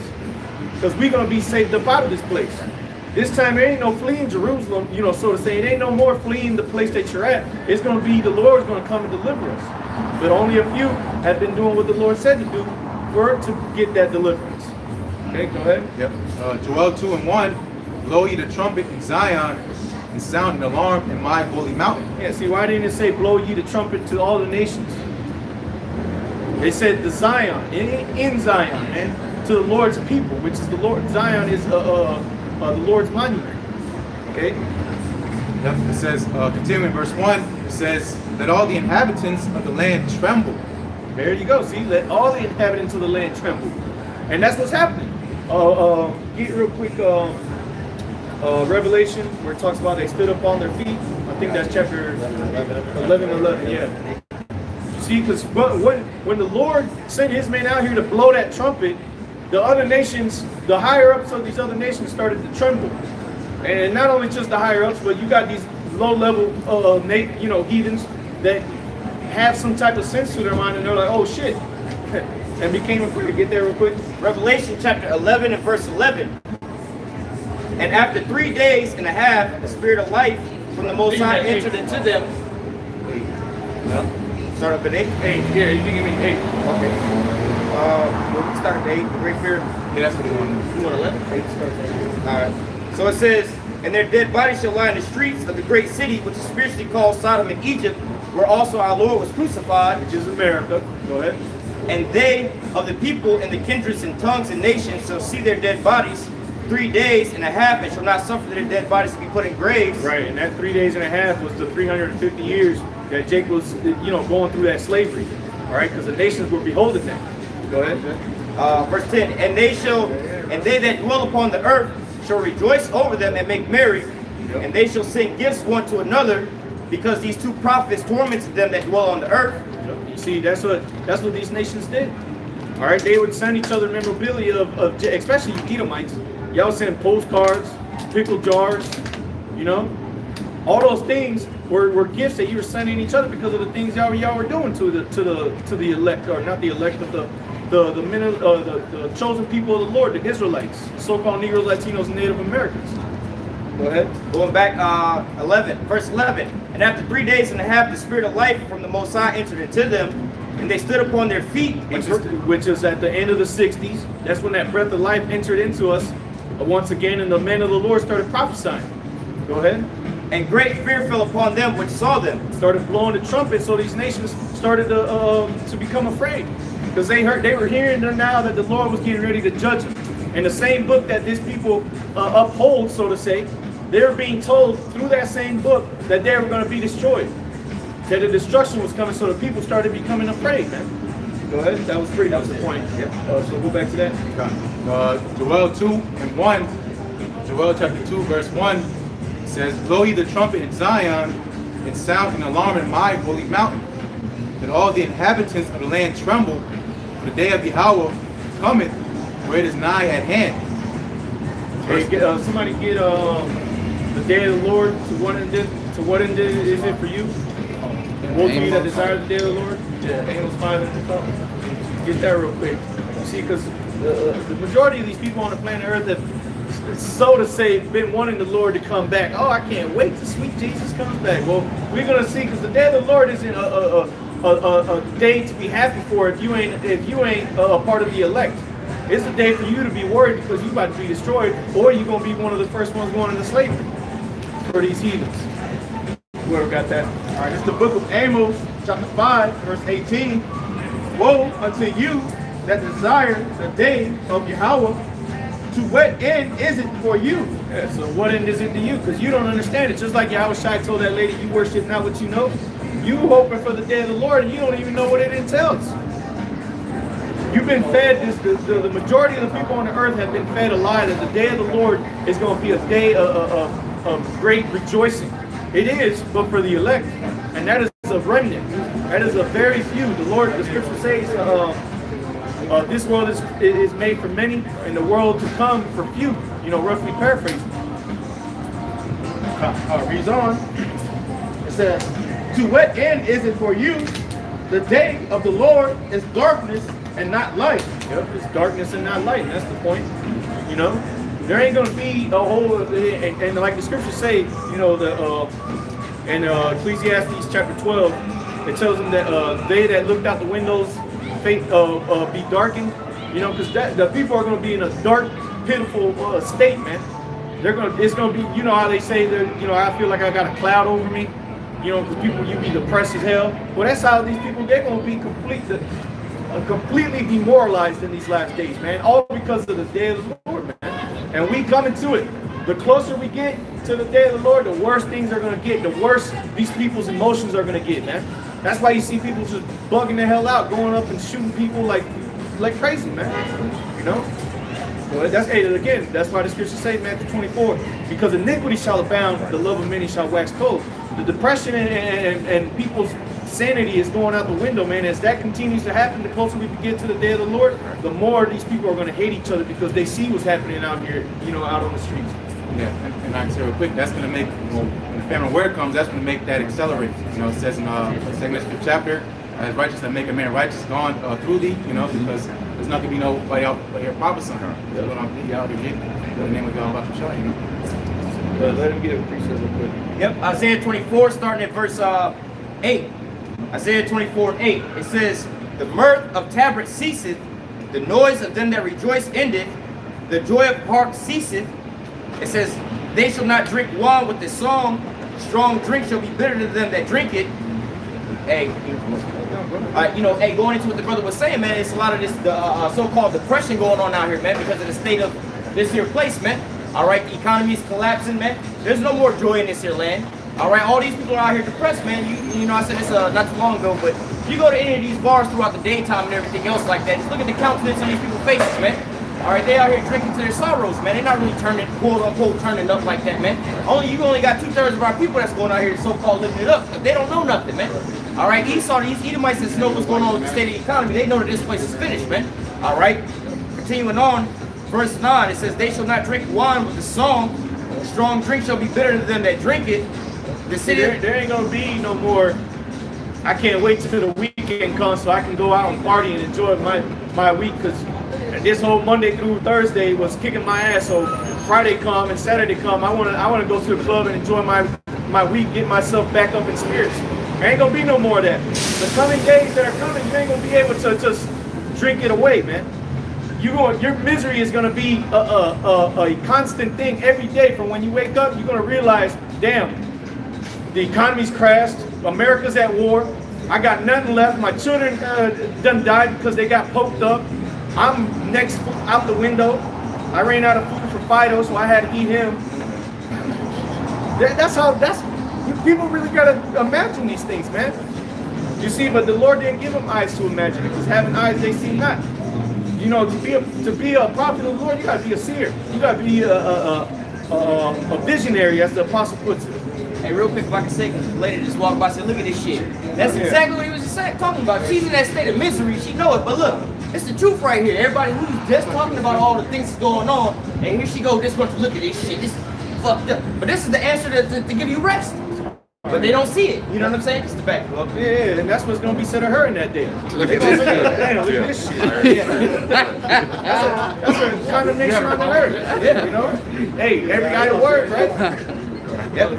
Continuing on, it says, hey, and another thing that the brother that was saying about, you know, these people going into misery. All right, because I did a video on this not too long ago about how the drug usage and the alcohol usage and the depression is skyrocketing right now, man. All right, they over here creating synthetic drugs for you people because, hey, man, these people are bugging out, man. All right, you got alcohol prices is skyrocketing. Not saying that they're skyrocketing, but their profits is skyrocketing because people just going out there buying and buying and buying and buying. You know, some people can't even go to bed without being drunk, man. That's how bad it is, man. They get up, they start drinking in the morning, and man, they be having people sometimes like early in the morning. I be at the gas station in the morning. It's like 7 o'clock in the morning. They over there buying some beer and shit. I'm like, bro, it's too damn early for that shit. You over here drinking? Oh man, it's all fucked up out here, man. This is the state of this here place, man. They're not drinking a party, man. All right. Hey, down here in the South, there used to be a thing you couldn't buy liquor or even beer at the gas stations until like a certain time of the day. Now that shit, you go to the gas station at 7 o'clock in the morning, you see this car walking out with 24 packs. So they don't give up on that shit now, man. I think out where I live, it used to be like at 7-Eleven, they stopped selling like 2 or 3. Yeah. But then that, or something, they just switched it up now. It's like, I think they stopped selling at 3 and then they start back at 6 a.m. So it's like a 3-hour window. They don't let you buy alcohol. But hey, nevertheless, why the hell you need alcohol at 6 o'clock in the morning, man? You know, but let me finish this off real quick to add on to what the brother's saying, you know, and what he's reading. You know, it's getting so bad to where they're having to create a digital world, the metaverse, just so people can escape reality and just go in there. And if brothers haven't watched that movie Ready Player One yet, hey, that's a movie to watch. You know, before the apostles started, you know, saying that was a movie to watch. Me and the brother Ash had seen it before. See, I've watched that movie like 5 times already. But that's what the dude said in the movie. He's like, because you see the dudes living in what looks like a little town of shipping containers, and that's your home. Yeah, tiny living. And so he was saying, you know, things happening in the world, you know, things are so bad that this was this was a place that we could go to escape all these things. And that's what they're doing now. They're putting it out there in the faces of these people. They created the problem. Now they're giving you solutions to try to escape all these things, and this is going to lead to the mark. Okay, that's the Esau's coming out with all these digital answers. Here's the answer to this. Here's the answer to that. Now the final solution is going to be the Quran, man. And you were speaking on that plugging people in. All right, and they have some things, you know, cyber pandemic turning off. But as you see all these people now, they live into these social media sites, you know, and they have a lot of people getting exposed. Like there's that one girl that's going around, Brittany something. She had a kid with a basketball, some sports guy, right? And apparently she's been living her life, you know, showing on social media how great her life is. And apparently now her life, oh, I'm living at home, my mom, I ain't got no car. But look, on one world, her life looks so good. But once she unplugged from that, you know, she's living in a reality. She's staying at home with her mom with no car, and everybody's against her. So people rather live into that so-called fake fantasy world where they can show on a little Snapchats, Instagrams, look, my life is all good. Nobody's really showing you on a social media sites, damn, I'm behind on my light bill, my car got repoed, this happened and that happened, and they just showing you the best parts of their life, man. All right, let me finish this off. First, going back to Isaiah 24, verse 10, the city of confusion is broken down. Every house is shut up that no man may come in. There's a crying for wine in the streets. All joy is darkened. Yeah, because what does the scripture say about wine? Wine maketh the man merry. You know, there's a cry out here of people wanting happiness, man. They're tired of suffering.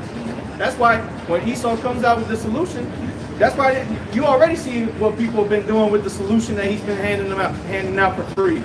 Everybody went flocking to that shit. Looking like bozos going over there.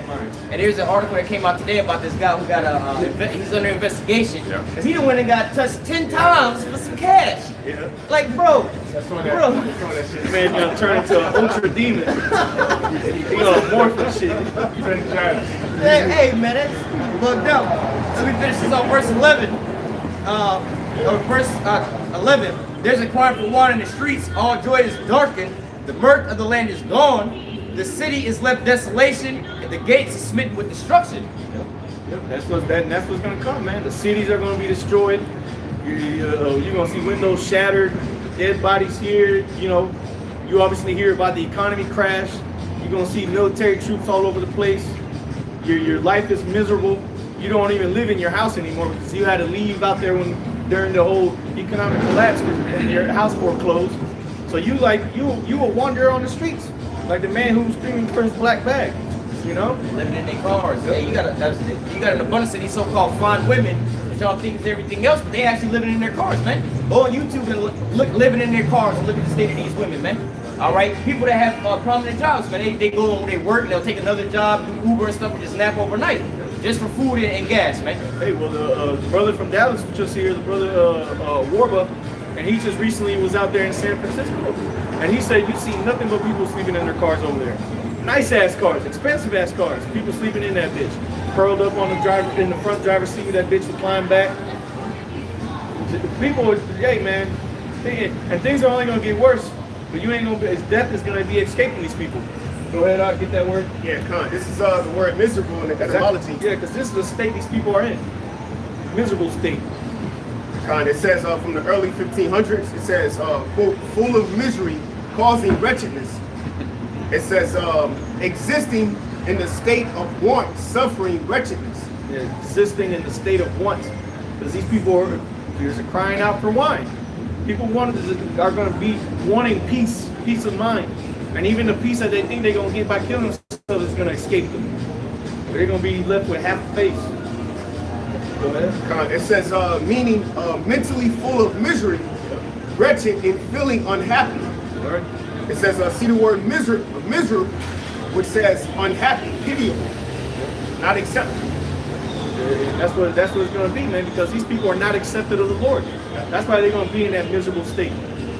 Okay? And this is all what's coming in the day of the Lord, man. Leading up to it, because once the day of the Lord comes, it's through. These people are done. You know? Can I get this real quick? Proverbs 29 and verse 2, because you know these people like to cover up their misery with pride. That's why everybody walks around acting like they're happy, but ultimately, bro, these people are miserable, bro. That's why the next thing popping is supposed to give them a certain feeling of comfort. Well, at the end of the day, it wears out, okay? And they resort back to that miserable feeling, man. But they try to cover it up with pride, like, oh, I'm straight, I'm good. When everybody's in a miserable state, man. Okay, why? Because Proverbs 29 and 2, when the righteous are in authority, the people rejoice. But when the wicked bear rule, the people mourn. All right, so everybody's in a mourning state, man. That's a miserable state to be in, man. Every day you gotta get up, somebody gotta take care of you, bro. You can't walk no more, man. You see, so, bro, everything around you is, everybody's miserable, bro. We need Yahweh Shai, bro. This earth needs righteousness, man. You know? Go back to that. So Joel chapter 2 and verse 2, Joel 2 and 2 says, a day of darkness and of gloominess, a day of clouds and of thick darkness, as the morning spreading upon the mountains. It says, a people and a strong, there have not been ever the like, neither shall be any more after it. And see, there ain't gonna be no days like the day of the Lord. Get that in Matthew 24 real quick. Yeah, I think 20, 21. You know, they're the Great Depression, 2007, 2008, 2009, that recession, 9/11. There ain't the day that's getting ready to come that people are hoping for is gonna be nothing like you've ever seen on the planet Earth, man. It's gonna be straight up chaos, destruction, death. That's what the day of the Lord entails. And it's going to be like nothing you can ever think of. Even I think there's another precept that says beyond that which they look for. In a million years, you could never have imagined that what's getting ready to happen is going to would have taken place, man. But yet, you're going to live it. Go ahead and get that. Matthew chapter 24, starting in verse 21. It says, for then shall be great tribulation, such as was not since the beginning of the world. Yeah, tribulation is troubles, man. Period of trouble. Okay, go ahead. It says, such as was not since the beginning of the world to this time, no, nor ever shall be. Nor there shall ever be. So they ain't gonna be something that's gonna after 1,000 years or whatever time period you can think of in your own mind, that there's gonna come another day that just trump this. No, man, this is it. The scriptures even talk about the deliverance is going to be so great that even Egypt and the deliverance of the Israelites there is not even going to be talked about no more. So the day of the Lord is going to be like no other day in every aspect. The judgment, the destruction, the salvation, all that's going to be much greater than you ever could have imagined. That was it on that? Yeah. Go ahead and get that. Joel 2 and verse 2 says, a day of darkness and of gloominess, a day of clouds and of thick darkness, as the morning spreading upon the mountains. It's going to cover everything. Yep. And that's why the Lord sent out his men with his oil, with the oil of the Lord, which the oil is representing of the knowledge, the wisdom, the knowledge of the Bible, so that there could be light amidst the darkness. So that when you see that light, you're supposed to see the light that the Lord has sent out here and want to run to it. But Esau, the turning of things upside down, has made you run from the light and go deeper into darkness. That's the ass backwardness of Esau. You know, they talk about when you die, you see the light, and you're supposed to walk to the tunnel. You always hear about people wanting to walk away from it, as if it's something scary. You know? Go ahead. Finishing Joel chapter 2, verse 2, it says, a great people and a strong, there have not ever been the like. It says, neither shall be any more after it, even to the years of many generations. Yep. Verse 3, it says, a fire devour before them. Yep. And this is what the day of the Lord is going to conclude with, man, with those missiles. Okay? Read that again from the top. Yep. Joel 2 and 3 says, a fire devours before them, and behind them a flame burneth. Yep. The fire that devours before them is those warheads, and behind it is the destruction that's left after they come. Go ahead. It says, the land is as the Garden of Eden before them, Yep. and behind them a desolate wilderness. Yeah, because wherever these missiles are going to go, America and other places, you know, but primarily, you know, we're talking about Babylon the Great, it says a Garden of Eden before that. You know, many people from all over the earth come to America to see its beauty. You got people who travel from the East Coast just to go to the Grand Canyon. You know, you go to the mountains, to the Rocky Mountains. Some people want to go up to the Smoky Mountains up in the East Coast. You want to see Niagara Falls, right? But after them, what? It says, I'll read again. Joel 2 and 3, it says, a fire devoured before them, behind them a flame burneth. The land is as the Garden of Eden before them, behind them a desolate wilderness. It says, yea, and nothing shall escape them. Yeah, not even your tree squirrel is going to escape it, man. Everything's going to be destroyed. The trees, the beautiful landscapes, okay, what's it called? The beautiful architecture, all that's going to be destroyed, man. There's not going to be nothing left. That's why I say it's desolate wilderness. The word desolate goes into, it means empty. Okay, this place is going to be completely emptied out, man. Go ahead. Yep. Verse 4 says, the appearance of them is as the appearance of horses. And as horsemen, Those horses represent power. All right, and that's how they're going to come. And when you go back into the ancient days, men would come riding on in horses, in formation, in line, and that's how these missiles are going to be running. Okay, go ahead. Joel 2 and 4, the appearance of them is as the appearance of horses. And as horsemen, so shall they run. Verse 5, like the noise of chariots on the top of mountains. Yeah, that's going to be that fire burning behind them that's pushing them. You're going to hear them breaking the sound barriers. If they go past you and they don't hear where you're at, you're going to hear that poof of that shit passing by.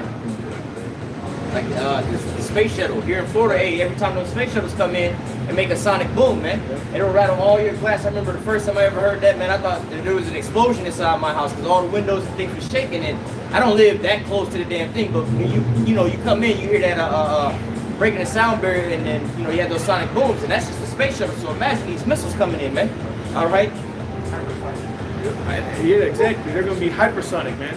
Traveling at hundreds of thousands of miles per hour, man. And that fire, that propulsion system, you're going to be hearing that rumbling sound. You know, like I say, it's like chariots on the mountains. You hear the echoes of the chariots bouncing off the mountain walls, and you're just waiting at that valley like, shit, what the hell? What's that noise? Here they come. Go ahead. Yep. Joel 2 and 5, it says, like the noise of chariots on the tops of mountains shall they leap. This is going to be high up in the atmosphere, coming down to blow this place up. It says, like the noise of a flame of fire that devoureth the stubborn, as a strong people set in battle array. Yeah, you do everybody's had or gone to bonfires. You hear that fire crackling and burning. You hear that rumble, especially if it's a huge fire. That thing's just, you hear nothing but straight rumbling just from the fire. Well, that's what's going to be heard, man. Go ahead. Joel 2 and 6, it says, before their face the people shall be much pain. Yeah, before their face, when people see them things, they're gonna be in a pitiful case, man. They're gonna be in a miserable state. They're gonna be really, truly afraid, man. People in that day are gonna know what true fear really is, man.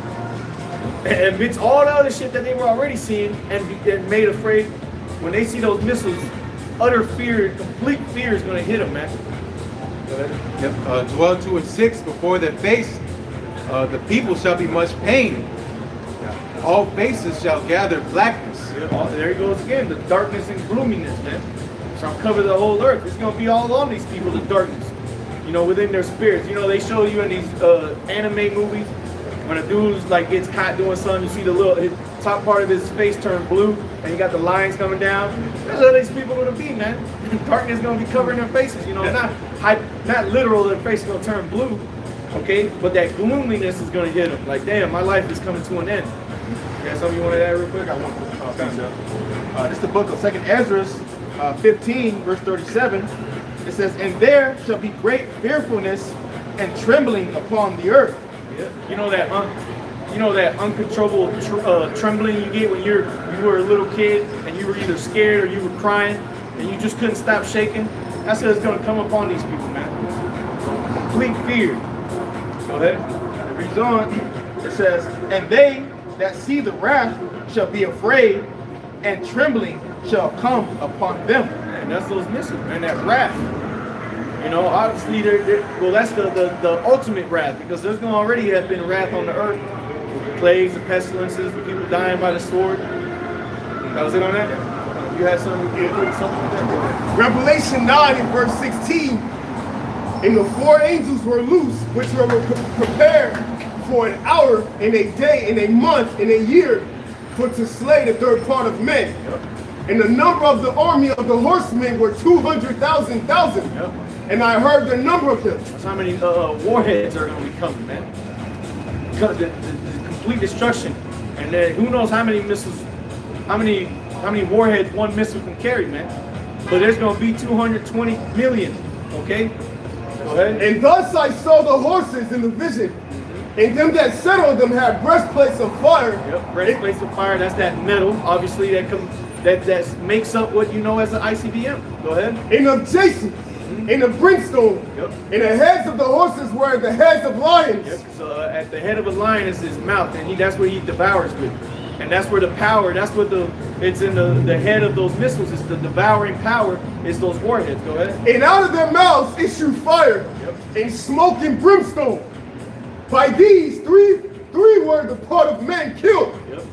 By the fire, and by the smoke, and by the brimstone which issue out of their mouths. For their power is in their mouth, and in their tails. For their tails. The tails, that's where the propulsion fuel is at. You know, that's why when you see space shuttles launch into space, they get to a certain point where they have to start releasing shit. Well, the shit that they're releasing is all the fuel tanks that for the power they needed to get up to that point in the atmosphere. Well, that's gonna be the same thing for the ICBM. It's no different than a space shuttle. It's just got a different purpose. You know, a different package, right? Or let's just say the delivery package. Instead of having the warhead with the missiles, like they put satellites into space, they take those things up there, they just take the warhead portion off, and put the satellite on there, and just deliver that bad boy, man. Stages. Yeah. Go ahead. Verse 19. For their power is in their mouth, and in their tails, for their tails were like unto serpents. Yep. And just like you see a serpent slithering in the sand, for example, that's the easiest way to see it. You see the little trail that it leaves. Well, it's going to be the same thing with the missiles. You're going to see that smoke from where it was coming from. Right. That little path it took. That's right. Hey, real quick, if you want a smaller example of that, y'all know about shooting fireworks on 4th of July or whatever time. You had those little, what they call it, little bottle rockets or whatever. Yeah. You light that bad boy off, you see that little trail of smoke, man. That's on a small scale. Imagine when these missiles take off, man. It's the same thing, man. And had heads, and with them they do hurt. Yeah, and you see it said heads in plural. And with them they do hurt, man. Because they're going to cause a whole lot of pain. People who survive the nuclear missiles, even they're going to be pain because they're going to have to go through what's called a nuclear winter. They're going to be suffering. The waters that the scriptures talk about the waters as wormwood, meaning poisonous. Because you ingest too much wormwood, you know, brothers like to use it for parasitic cleanses. But if you take too much wormwood, it becomes toxic to the body. Because what the body does is it breaks it down into cyanide. You know, that's what it's converted into. And that's why if you do it in small doses, it kills off parasites in your body, you know, with black walnut and stuff like that too. But that's how the waters are going to be, as poison, man, because of the radiation. You had something real quick? No, you didn't bring out Zephaniah 1, right? Not yet, no. All right, go ahead. Yeah, Zephaniah 1 verse 14. Zephaniah 1 and 14. The great day of the Lord, Yahweh, by Hashem Yahweh Shai, is near. It is near. It hasteth greatly. Even the voice of the day of the Lord. The mighty men shall cry there bitterly. Yeah, the mighty men shall cry there bitterly, man. All these tough guys, you know, these military men, the men of war, they're going to be crying bitterly because they know that their end is before them. That missile coming, you see that shit on the TV, on your phone. You know how everybody looks down at their phone when they get those kidnap alerts. You see that shit, missiles on their way to hit this East Coast or the West Coast. Prepare thyself. Hey, I was gonna say, you're gonna be shitting your pants, man. Hey, if you really want to see how that shit looks, go on YouTube and type in "end of the world prank." They got a couple different ones, from the UFOs to the nukes. They actually show some people like they thinking it's real, man. They just completely bug out and lose their mind. I seen this one of the guys pranking this old girl, and you know they got the little alert on the TV. She's just running around, they trying to get the baby. She don't even know what the hell she packing and everything just go out of their mind, all the common sense and everything. You know what I'm saying? It's like what the hell? they don't even have a second to think. They just like, oh shit, what do we do? And how much more like the brother was going into, these military men that might be over there already fighting and everything else like that, they get over the intercom, they know from, you know, being in the military, then they just launched a nuke on America, thinking back that their families over here getting nuked. They're like, damn, man, you know what I'm saying? But they over there, they can't do nothing about it, man. All right? Verse 15. That day is a day of wrath, a day of trouble and distress, a day of wasteness and desolation, a day of darkness and gloominess, a day of clouds and thick darkness, a day of the trumpet and alarm against the fenced cities and against the high towers. Against the governments, against all these, you know, all these things are all these governments are gonna be completely dismantled, man, by the coming of the day of the Heavenly Father, man. Go ahead. Right. Verse 17. And I will bring distress upon men that they shall walk like blind men, because they have sinned against the Lord Yahweh. And their blood shall be poured out as dust, and their flesh as the dung. That's why it's really saying men's heart feeling for fear, you know, because they don't have no stability. You know, when you're caught off guard, you get the true reaction. You know, it says when Louis Rock says, "Comes from a man changing, whether it be for good or evil." You know, so their faces change. That's the first thing that changes when you get an expression. That's what I call expressions. It's what your heart's saying. You know, so when these people start bugging out, you can see it all over their face. When earlier body can be pale. You know, this is again, the Lord's getting that perfect picture of painting how this is really going to play out. You know, on the earth. You know? Last verse, verse 18. Zephaniah 1 and 18. Neither their silver nor their gold shall be able to deliver them in the day of the Lord's, Yahweh Bahashem Yahushai's wrath.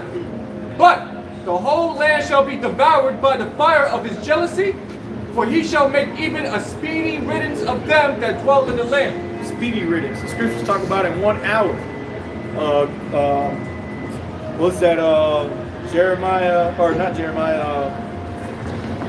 In Revelation, where it says that the 4 angels that held back the winds were prepared for a day, an hour, of a day, of a month. Yeah. Get that real quick, Bubba Shaw. You know, because that's going to be that speedy riddance. And Yahushua himself in Luke chapter 10, verse 18 said that I beheld Satan cast down as lightning, man. That's how fast this devil's going to go down, man. Oh, yeah, Revelation 9. Oh, it's fine. It's like verse 8 or...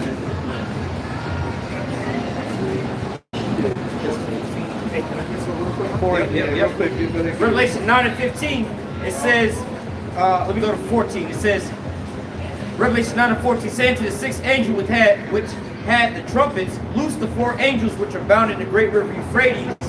And the 4 angels were loose, which were prepared for an hour, a day, and a month, and a year for to slay the third part of men. Yep, so those angels that have been holding back those winds of destruction, when that time comes, the Lord is going to let that loose. They're going to step aside, let that floodgate be open, man. Okay? Hey, if I can speak on that day, just like with, if you look at it in a so-called carnal sense, and in non-spiritual sense, Russia knows that America is surrounding them and preparing them for war.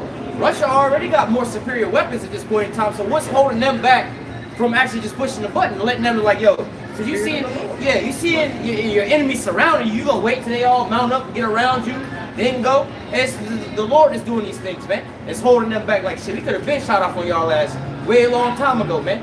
But it's prepared for the day of the Lord, man. All right? Real quick, I'm gonna hit it right back to back real quick. Psalms 83 verse 1. Keep not thou silence, O power, hold not thy peace, and be not still, O the Most High. Psalm 73 verse 20. As a dream when one awaketh, so, O Lord, when thou awakest, thou shalt despise their image. All right, so the Lord, when the Most High awakens, show that true power, he getting ready to despise this man's image, man. He's getting ready to, that's why, backing the brother up, that's why everything is numbered, man. All right, you can't move past, okay, the Most High's timing. Everything is set for timing, man. Okay, that's why we brought out Revelation's 9th chapter. Everything is set to an appointed time where the Most High is going to wait, man. All right, and that true power that everybody's sleeping on, all right, like you got people out here walking on the planet Earth in this zombie estate, man.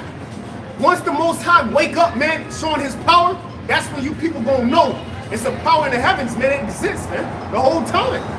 All right, and that's the time we waiting on, man, so we can stop coming out here looking like some bums that you people call us, man.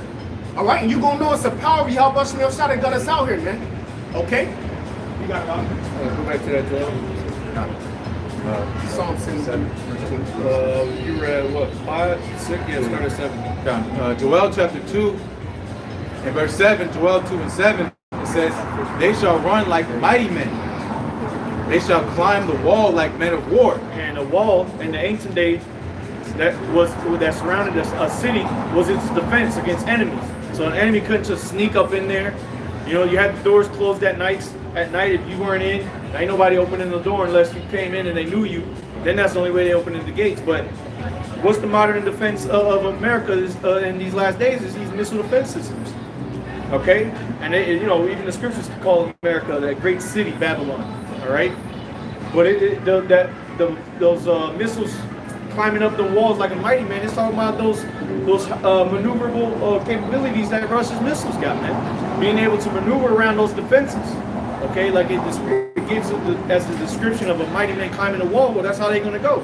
They can detect the radius of a missile defense, and they can either go around it, go up higher, come back down, you know, out of its zone. You know, go ahead. I was gonna say that Satan 2. That's the new advancement on that Satan 2 missile, man. Can slow down, speed up. All right. Then you also have the nuclear-powered cruise missiles that have pretty much an unlimited fuel source, man. So as Americans over here trying to shoot their damn missiles out of the sky, they can just continue flying until you run out of gas, and then come rain down on your ass, man. All right. And they, not only that, but they're going at hypersonic speed. So good luck catching up to that. Yeah. Go ahead. It's going to be going so fast that some systems might not even pick it up. Now we already seen America's systems of failure. Yeah. You know. Go ahead. Joel 2 and verse 7, it says, they shall run like mighty men. They shall climb the wall like men of war. And they shall march everyone on his ways. Yep, they shall march everyone on his way because they're going to go to where they need to go. Go ahead. It says, and they shall not break their ranks. Verse. That was the end of that one? I keep going. They'll break their ranks? Yeah, neither shall be blessed one another. Oh, okay, yeah, go ahead. Joel 2 and verse 8 says, neither shall one thrust another.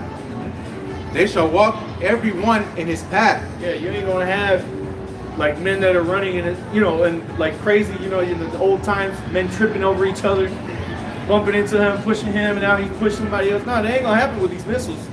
They got their GPS coordinates and they going. Ain't gonna be missile bumping into missile, poof, mid-air explosion, none of that shit, man. Hey, that's that missile defense system. That's how they actually work. You pretty much hit one missile with the other missile, man.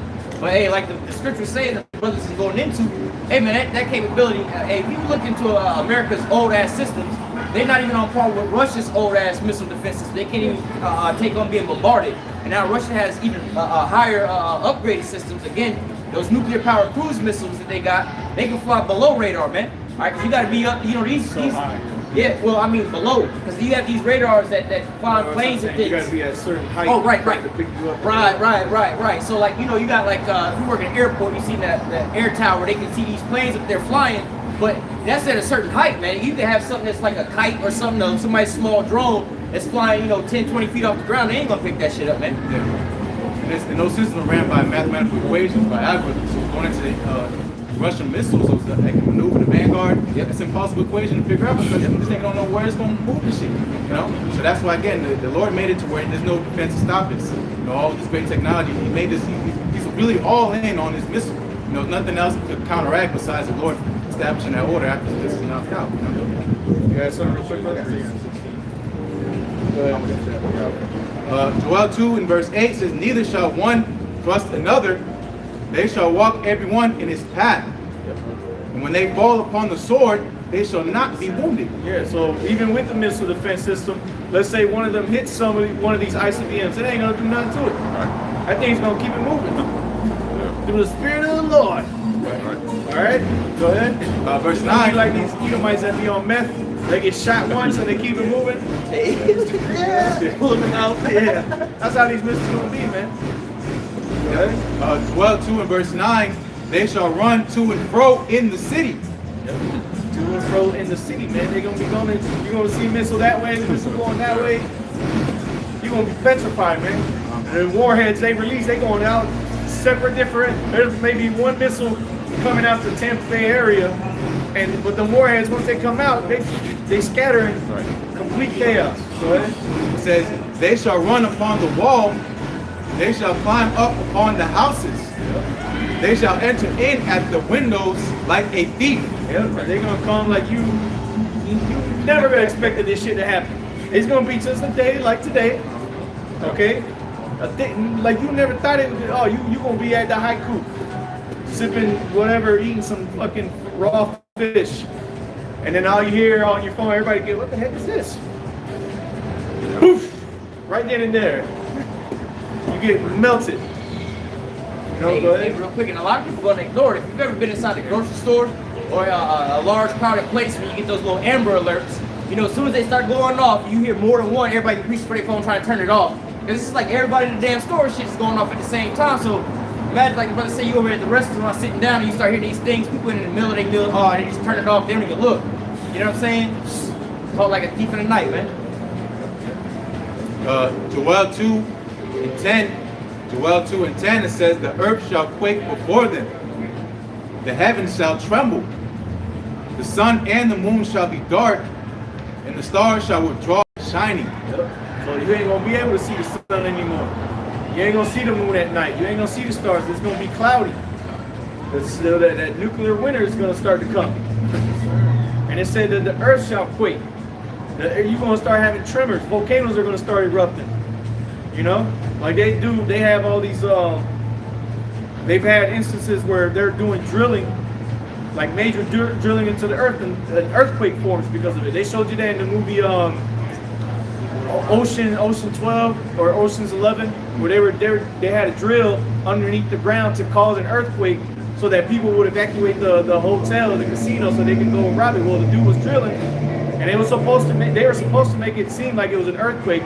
But when the dude turned off the drill, it actually created an earthquake. So the earth kept trembling, and they're like, they called him, the guy, they were telling him, hey, just turn off the drill. The earthquake is still shaking. And he's like, I did. He's like, it keeps going. So that's what these missiles are going to do, man. They're going to cause a seismic activity. Okay, you're going to see some. You're going to be here. People ain't going to hear about it, but they're going to see tsunamis. You're going to have volcanoes erupting, and then the heavens shaking. That's the sonic booms, man. Okay, that's that festival of destruction. That's going to be pushing things away, man. Planes that are going to be in the air are going to be getting pushed back, and they're going to bug out and crash, man. You know? Yep. Joel 2:11. Joel 2:11. It says, and Yahweh, Bashem Yahushai, shall utter his voice before his army, for his camp is very great. The Lord's camp. We ain't talking about these missiles, man. This military camp. That's one of his armies, man. Go ahead. It says, for he is strong that executed his word. All right. Yep. And the Lord said that his word shall not return unto him void, man. So he's the one executing his word. He's the one putting it in motion. Real quick, to back that up, I had it on deck earlier. Isaiah 46:10. Isaiah 46. Let me just get in the Bible here. Isaiah 46:10. It reads, declare. Nope, wrong verse. Read it again. Isaiah 46:10. It's not that one. I got one quick piece. Earlier. This is the book of 2nd Ezra, 15, and I'm gonna start at verse 41. It says, fire and hail, fleeing swords, and many waters, that all fields may be full, and all rivers with the abundance of great waters. It says, and they shall break down the cities. All right, that's going into what the missiles when they're being shot off. Okay, it says, and they shall break down the cities and walls, mountains and hills, trees of the wood, and grass of the meadows, and their corn. Okay, as you read in the book of 2 Peter chapter 3, it says how the elements are going to burn with fervent heat. All right, that's showing you the power, all right, that the Lord is going to have within these missiles. All right, that heat, that concentrated heat, that fire. It says, verse 43, the point, it says, and they shall go steadfastly until Babylon and make her afraid. Okay, so when these missiles get shot off, all right, like the brother was going into, showing you that way, it's going to be a fearful sight to these people, man. These people are not going to understand what's going on. The scripture says, all wit shall hide itself. Okay, these people going to bug out in that time. Like the brother was going into the phones, okay, going into, it's probably going to be all on social media. All right, it's going to be everywhere. And these people are going to be freaking out that last 30 to 45 minutes, all right, before Babylon gets destroyed. Joel chapter 2, verse 11 says, and Yahweh shall utter his voice before his army, for his camp is very great. For he is strong that executeth his word. For the day of Yahweh is great and very terrible. Yeah, and it said he is very great. Read that last part. It says, going back, Joel 2:11, it says, for he is strong that executed his word. He is strong that executed his word. And it's the Lord's word that's going to be executed. So this is Isaiah 46:10. It says, declaring the end from the beginnings and from ancient times the things that are not yet done, saying, my counsel shall stand, and I will do all my pleasure. So it's going to be the Lord that's going to be doing these things, man. It's going to be his pleasure to do these things, man. And strong is his right hand that bendeth the bow. Okay? That was it on that one. Get that 2 Ezra 16. It's the book of 2 Ezra 16. There ain't gonna be no stopping these missiles, man, once they're launched. There ain't nobody gonna be able to say, and even when they hit, there ain't gonna be no escaping. You're gonna be on a plane, your plane's gonna be destroyed. You're gonna be on the ground, you're gonna be destroyed. You're gonna be underwater, you're gonna be destroyed. And just in case you got left, the regalia is coming right after them in the form of the men and of the Lord and his men coming to get you out of them rocks, to get you from out up under the depths that you were in. Yeah, go ahead. And I'll tell you real quick, that's why going into the testimony of our Lord is the spirit of prophecy. This is how we prove that this is his work.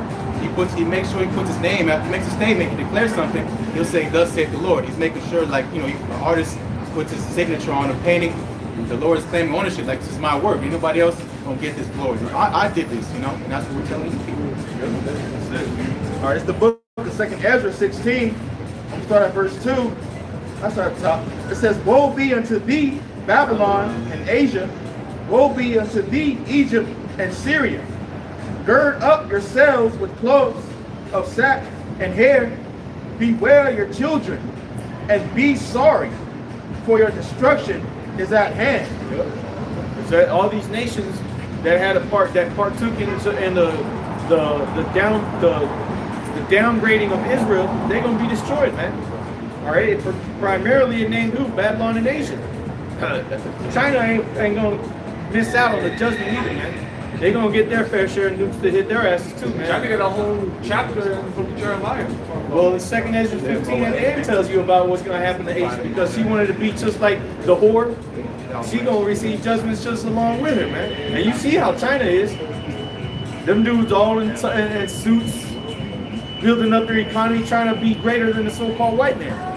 But you want to be partakers with them? Well, you going to be partakers with that judgment too. They're laying up that same setup that Esau's going to put out, this whole new world agenda with everybody being chipped. They already have the cameras, how they got social credit system, you know, it's the same system. That's why we're getting into that prophecy. China's going to get blown up too. Moab going to get it too. Go ahead. Going to that point you just mentioned. 2 Ezra 15, and 40, Around like 46, something like that. yeah, 46. It says, and thou, Asia, that art partaker of the hope of Babylon. Yeah, because what's the hope of Babylon? The hope of America?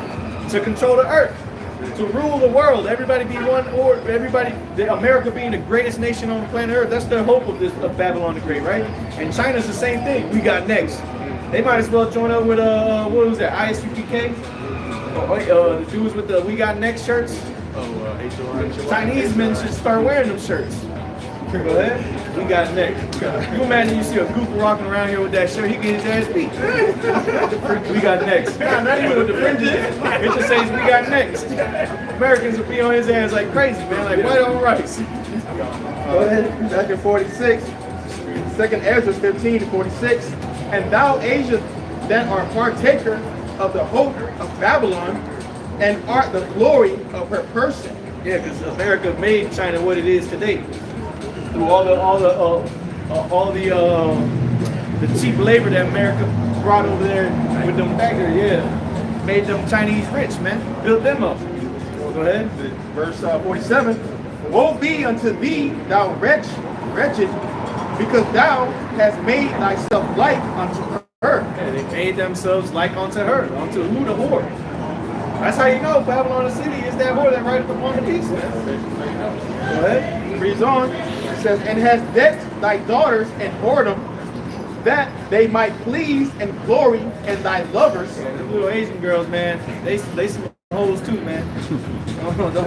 They ain't too far behind the Edomite woman. You know, the Edomite women do anything.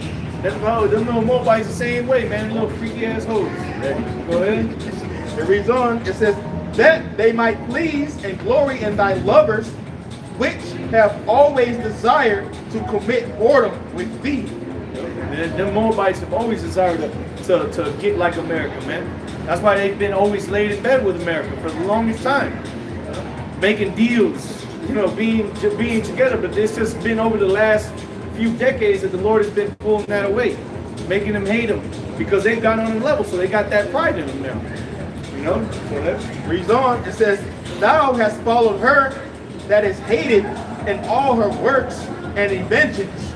Therefore saith the Most High, I will send plagues upon thee, widowhood, poverty, famine, sword, and pestilence.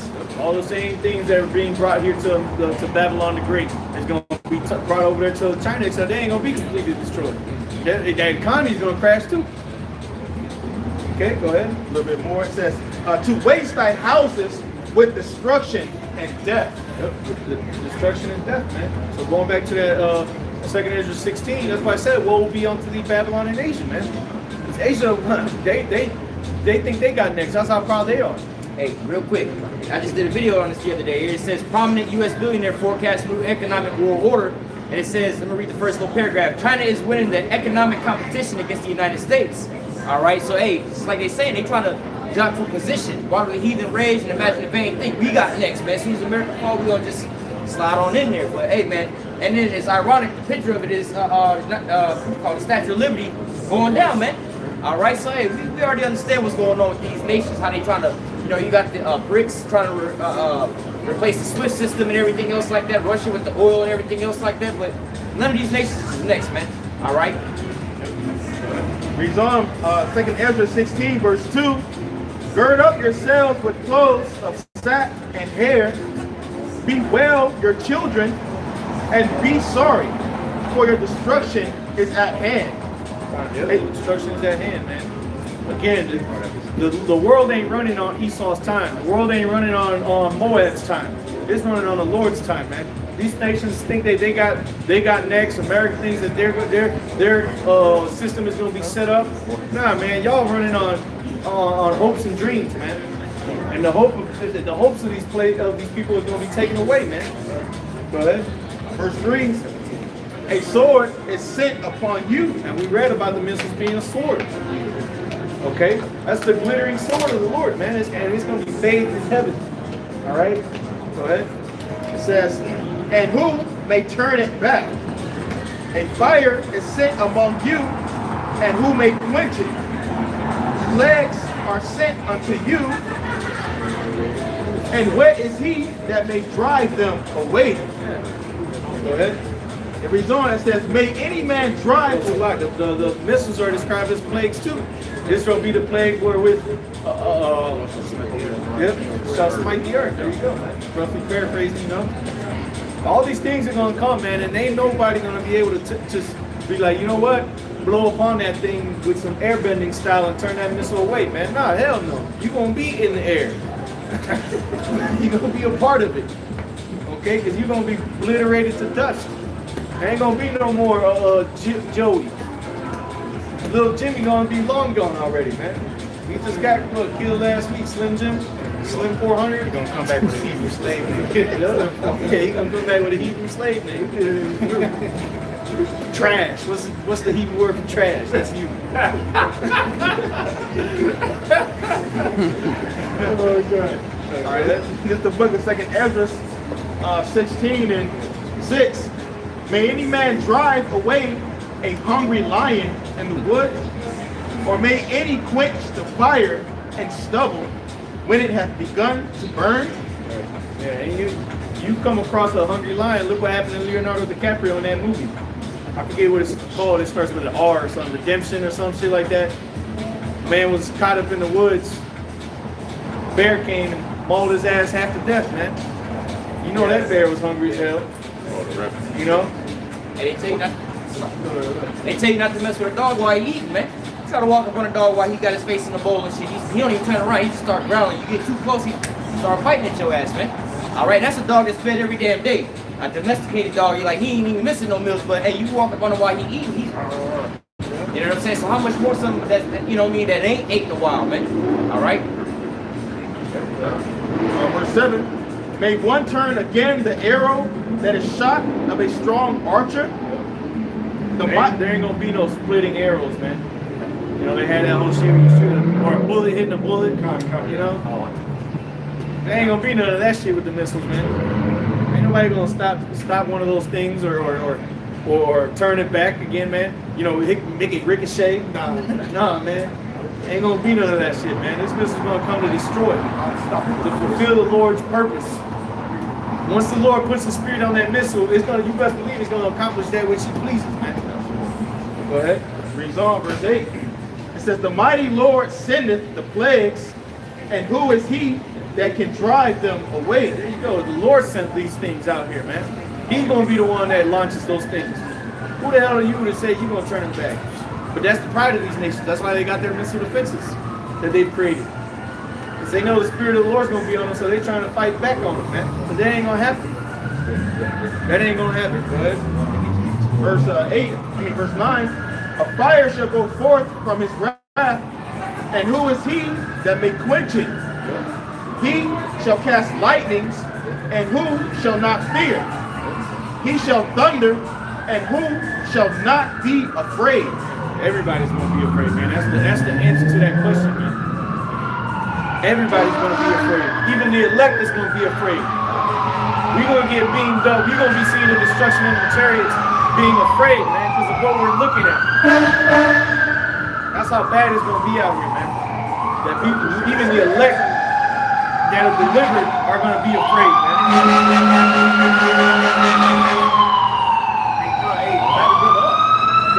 It's a scripture that says the remnant who are fighting, man. All right, and were delivered from Yahweh Shemel Shai. You know, why we're going to be fighting is because, bro, we don't know if we're the elect, man. But we're doing what the scriptures require us to do. Okay, and if we be those men, then hey, that time comes. Hey, Lord willing, we'll get beamed up, man. But we're gonna be shaking, man. Like, damn, I prayed my works was enough. I prayed Yahweh Shemel Shai, you know, I'm predestined, because it's all about predestination, man. We still gonna be we're gonna be afraid in the chariots. We're gonna be seeing the judgment. Like, oh shit. If I can say, if you remember back on 9/11, all right, when you know, because I remember being in school and watching that shit happen, man. All right, and watching the towers come down and all those types of things. I was here in Florida. This happened in New York, and you know, you can see the sentiment in everybody's spirit. They was afraid. Is that shit coming here? There was another plane missing. And they was scared. That shit was happening over there, man. The DC sniper, when that dude was out there popping people off, people were scared to go get gas in other states, man. They're like, shit, don't y'all go get no gas right now, because shit, you might get popped, man. When that destruction start coming, you don't know where it's coming from, man. Everybody gonna be afraid for real, man. And that came after the year after the 9/11 shit. I think. Yeah, and the anthrax scare, everybody was scared to check their mail and everything else like that, man. Shit, yeah. Like, don't be sending me nothing. You know, call me on the phone and tell me, don't send me nothing. You know? Go ahead and get that. All right, going back to 2nd Ezra 16 and verse 11. It says, "The Lord shall threaten, who shall not utterly be beaten to powder at his presence. The earth quaketh, and the foundations thereof. The sea ariseth up, with waves from the deep, and the ways of it are troubled, and the fishes thereof also before the Lord and before the glory of his power. All right, that's going into what? The destruction is getting ready to come upon this place. All the different calamities, the waves roaring, the earth rocking, like the scriptures say, rocking to and fro. All right, so when these missiles drop down upon this earth, the world is going to be in outer chaos. All right, turning up and side down. Okay.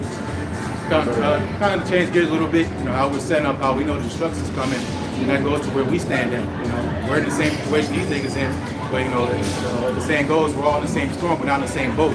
You know, we have hope. You know, that's setting up. Destruction coming. That's why we encourage it. So what's in it for us is that reward. You know, so that's why we like when we see things popping off around the book on the earth, because it's showing that the Lord, what He says, is coming true. So how much more we do our job reward. You know, that's get that price up. Yeah, Khan. This is Hebrews chapter 11, verse 1. Now faith is the substance of things hoped for, the evidence of things not seen. Yeah, so faith is that substance that the Lord wants when He returns. He wants to see if we have faith, but when we get that, you know, because you know, going into how things are playing out, destruction coming in, you know, us being in times of trouble, you know, we're waiting on what? We're looking up because our salvation goes. You know, so going into faith is substance of things hoped for, evidence of things not seen. And we do see things as far as things playing out on the earth, things getting ready for war, the chips getting ready to put out, you know, but going into really our salvation, we're still down here. You know, that's the anxiety sometimes, right? The anxiety you have, like, am I doing enough? Am I going to school? Because I know the Lord's getting ready to return. You know, that's why people talk about being occupied in prophecy. It says the fear of the Lord is to depart from evil. You know, hate every false way. You know, that's what we're doing, making our bodies a sacrifice. You know, as we're making ourselves to pray out here, we pray the Lord's going to, He said, wait be upon me till I rise up and pray. The Lord's going to make a move for us in the spirit onto Isaiah, that standard being lifted. You know, we have to wait. That's the whole thing. You got to wait when you suffer. Hebrews 11:1. No, not something. It was one where the Lord said, when I return, shall some man find faith. We keep that. That's what I said. Luke 1. Yeah, good. Hebrews 11 in verse 2. For by it the elders obtain a good report. Hebrews 11. Verse 1. Yeah, read it again. Yeah, read it. All right, Hebrews 11 verse 1. Now faith is the substance of things hoped for, the evidence of things not seen. Right. You got it, bro? Yeah, we're looking for it. You got anything? Wait a minute. Reading it. Con, Hebrews 11 verse 1. Now faith is the substance of things hoped for, the evidence of things not seen. Right, so going into faith, you know, the point is that you can't see it. Okay, what is faith if you see it? You know, that's why, again, going into what the Lord desires, He wants us to hope in His Word, you know, and again, hoping in the Word, again, it comes to suffering, you know. All right, it's the book of Luke 18 and verse 8. It reads, I tell you that He will avenge them speedily. Read up. Read up. All right. It's the book of Luke 18. I'm going to start at verse 4. Verse 3. Luke 18 and 3, it says, and there was a widow in that city, and she came unto him, saying, avenge me of mine adversary. So again, this is a parable Yahushua is going into the unjust judge, what He's getting ready to do to this woman that He's complaining all the time. You know, and again, going into us, you know, we're elected unto a common delicate woman. We're constantly praying and crying unto our Lord, you know, nagging Him, bugging Him. He said, give Him no rest. He established the kingdom. Sighing and crying for all the abominations that be done in the midst thereof. Yep, this is Ezekiel chapter 9 and verse 4. Ezekiel chapter 9, verse 4. It says, Ezekiel 9 and 4, and Yahweh said unto him, go through the midst of the city, through the midst of Jerusalem, and set a mark, all right, going into that exemption from judgment, upon the foreheads of the men that sigh and cry for all the abominations that be done in the midst thereof. Yeah. So again, righteous complaining, not complaining about some bullshit. We're complaining about the condition of the earth right now. We can't be righteous in this world. Okay, of course, according to our flesh, you know, first and foremost, we're bodies of this death, you know, it's carnal. Okay, but we're spiritual. We're just waiting for those new bodies. You know, we're going into again, sighing and crying. That's what we're out here. We're giving testimony. That's why you see our signs up here. We're giving estimate, the evidence. You know, when we're going through the scriptures. You know, but again, it goes into in the law. You know, how about a woman? You know, when a man is that too. You know, really specifically going to the law. How you know, when a woman is espoused to a man, and you promise one to a man, you know, another man comes and grabs her. Okay, against her will, She's supposed to cry out, so that sin will be upon her, because if she's caught and not crying out, she's going to be put to death as well with the men, so who's trying to penetrate us? Esau, with his chip, okay, it's his philosophies, his doctrines, but really specifically going into what we're supposed to deny is that chip. Okay, going into what the Lord said in Revelation 3:10, is I'll keep the word of my patience, I will also keep thee from our temptation, which shall try the whole world, so everybody's on trial. Okay, so again, standing up, giving witness because someone's on that seat. Okay, we're all going to prepare for that seat, for good or bad.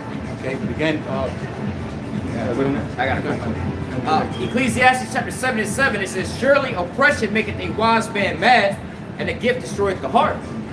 yeah, Hey, so, sign and cry for all the abominations that be done in the midst thereof, like the brother was saying, if you don't cry out, you with this here system, man. We all being oppressed right now. Even these damn Edomites are crying out right now, man. All right, you have some of these wicked-ass people in these wicked-ass groups. They crying out over, you got people in the so-called community, the alphabet community, crying out over the oppression that's going on to them. How much more you so-called Negroes, Latinos, and Native Americans were you right here with your damn enemy?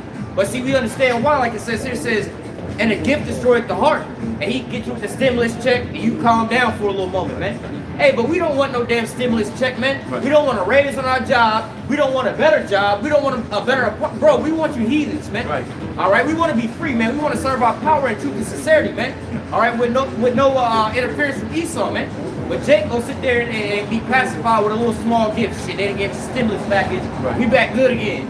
You know what I'm saying? But nevertheless, hey, man, Esau is trying to destroy your ass, man. That's why the elect are not going to accept nothing less. They're not going to be deceived because what's promised unto them is greater than anything you can offer them.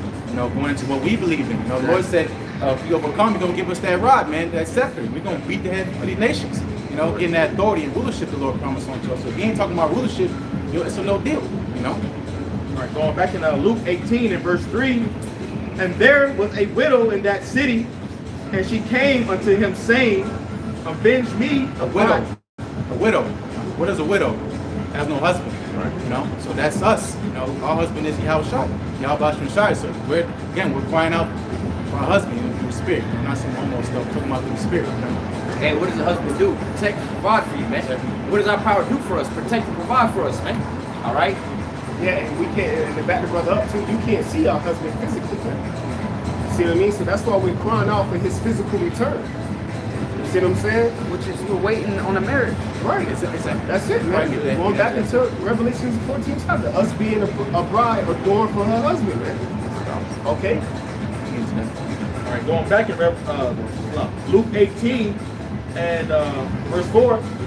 And he would not for a while, but afterward, verse 4. And he would not for a while, but afterward he said within himself. Read again, because it's really important. All right, Luke 18 and 3, it says, and there was a widow in that city, and she came unto him saying, avenge me of mine adversary. Right. And he would not for a while. Yep. So going into our, that falling away first came. Okay, and the spirit of life entered onto us going to there earlier. So and then it was a cry made in that wilderness. Okay, going into now this time our vivens. Okay, coming back and turning us back to the Father. Okay, so going into we're nagging the Lord, we're constantly praying unto him, but for a while it's like he's not hearing us. Okay, because it says was it I don't know if it's Proverbs, it says hope deferred. If you can find the hope deferred, make it the heart sick. Okay, so our hope's being deferred, constantly being deferred. Okay, we hope every year is the year of the Lord. Okay, going into our Father, been doing this for decades. Again, hope deferred makes the heart sick. You being going into earlier about oppression making a wise man mad. It says he that increases wisdom, increases sorrows. We're constantly always being vexed like Lot. Okay, but it says when it cometh, hope cometh, it's like pretty much the crown of life. Okay, and that hope that's coming again is the Lord. That's what we're trying to tell you, man. It's something to look forward to. I got something real quick to back you up. Hebrews 10 and 37, for yet a little while, and he that shall come will come and will not tarry. Yep, it's good to say for a little moment hath he forsaken us. That's something. Come, what is it? Is it on? Yeah. Get it. So Rock, chapter 35, verse 17. The prayer of the humble pierceth the clouds until it come night, he will not be comforted. Yep. And will not depart till the Most High shall behold to judge righteously and execute judgment. Yep, because that's the sacrifice the Lord deems acceptable. Contrite and broken spirit is his delight. So that's why we always catch a help, because he wants us to be in the right mindset. He was always giving on certain things. You see niggas in the world, they're ungrateful as hell. It goes into back then. It says, Jeshurun wax fat and kid. You know, we're spoiled kids. You know, so the Lord took away certain things that would take your heart away from me and your mind, because He's jealous power. You know, where we at? It's the book of Proverbs 13, verse 12. Proverbs 13, verse 12. It says, "Hope deferred maketh the heart sick, Right. but when the desire cometh, Yep. And our desire is what? The will of the Lord. You know. it is a tree of life." Tree of life, and that's promised unto the elect, the tree of life, okay, being the first fruits in the kingdom come. Okay, so it's a big promise the Lord gave us. So that's why when we catch, the Lord says not a word to be compared to what's next in store for us if we be part of the elect. You know, the Lord promised us forever, right? He said, "Be not ignorant as one thing, for one day unto Him is 1,000 years." Unto us, this time is different. You have to be spiritual, okay? You know, and going into the time when we come to the truth, it's not that long of a time compared to how much you're getting ready to receive, man. Okay? Yeah, just going into that, you know, like I said, a tree of life, and we're being the first fruits. This is John 15 and verse 7. If ye, I'm gonna start verse 5. "I am the vine, ye are the branches. He that abideth in me, and I in him, the same bringeth forth much fruit. For without me, ye can do nothing. If a man abide not in me, he is cast forth as a branch, and is withered, and men gather them and cast them into the fire, and they are burnt." This is the point, verse 7. "If ye abide in me, and my words abide in you, ye shall ask what ye will, and it shall be done unto you." All right, so what? Being what? Ultimately fruit, man. Okay, because the scriptures say, one of the prophecies is the tree that have been, the truth that have been so much without fruit shall be declared. How is that going to be declared? Because the Lord is going to set you up as that tree, man. You see? So that what? Out of you, abundance of fruit is going to come, man. You see? Being what? Those that are meet for repentance, man. You see? Why? Because Yahweh is that true vine, man. You know? And the vine is what? It's deeply rooted in the ground. That's right. Right? And the vine, yeah, exactly. And the vine is what the highway to the nutrients. You know, that's what feeds the tree. That's how it can grow up. It comes from the ground, it sucks up all the nutrients, going into the truth, you know, the fruit, so you can be a strong tree in the time to come. Yeah, and that nutrients is the word, which is what? The word of who? Of the Heavenly Father. So that's why you gotta be built off, you gotta be rooted in the faith, man.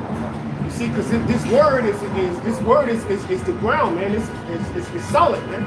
And the scriptures say, man should not live by bread alone, by every word that proceeds out of the mouth of the Lord, man. That's it, man. And you just read it, how the scriptures say, hey, go back, not that last verse, the verse above the last verse you just read.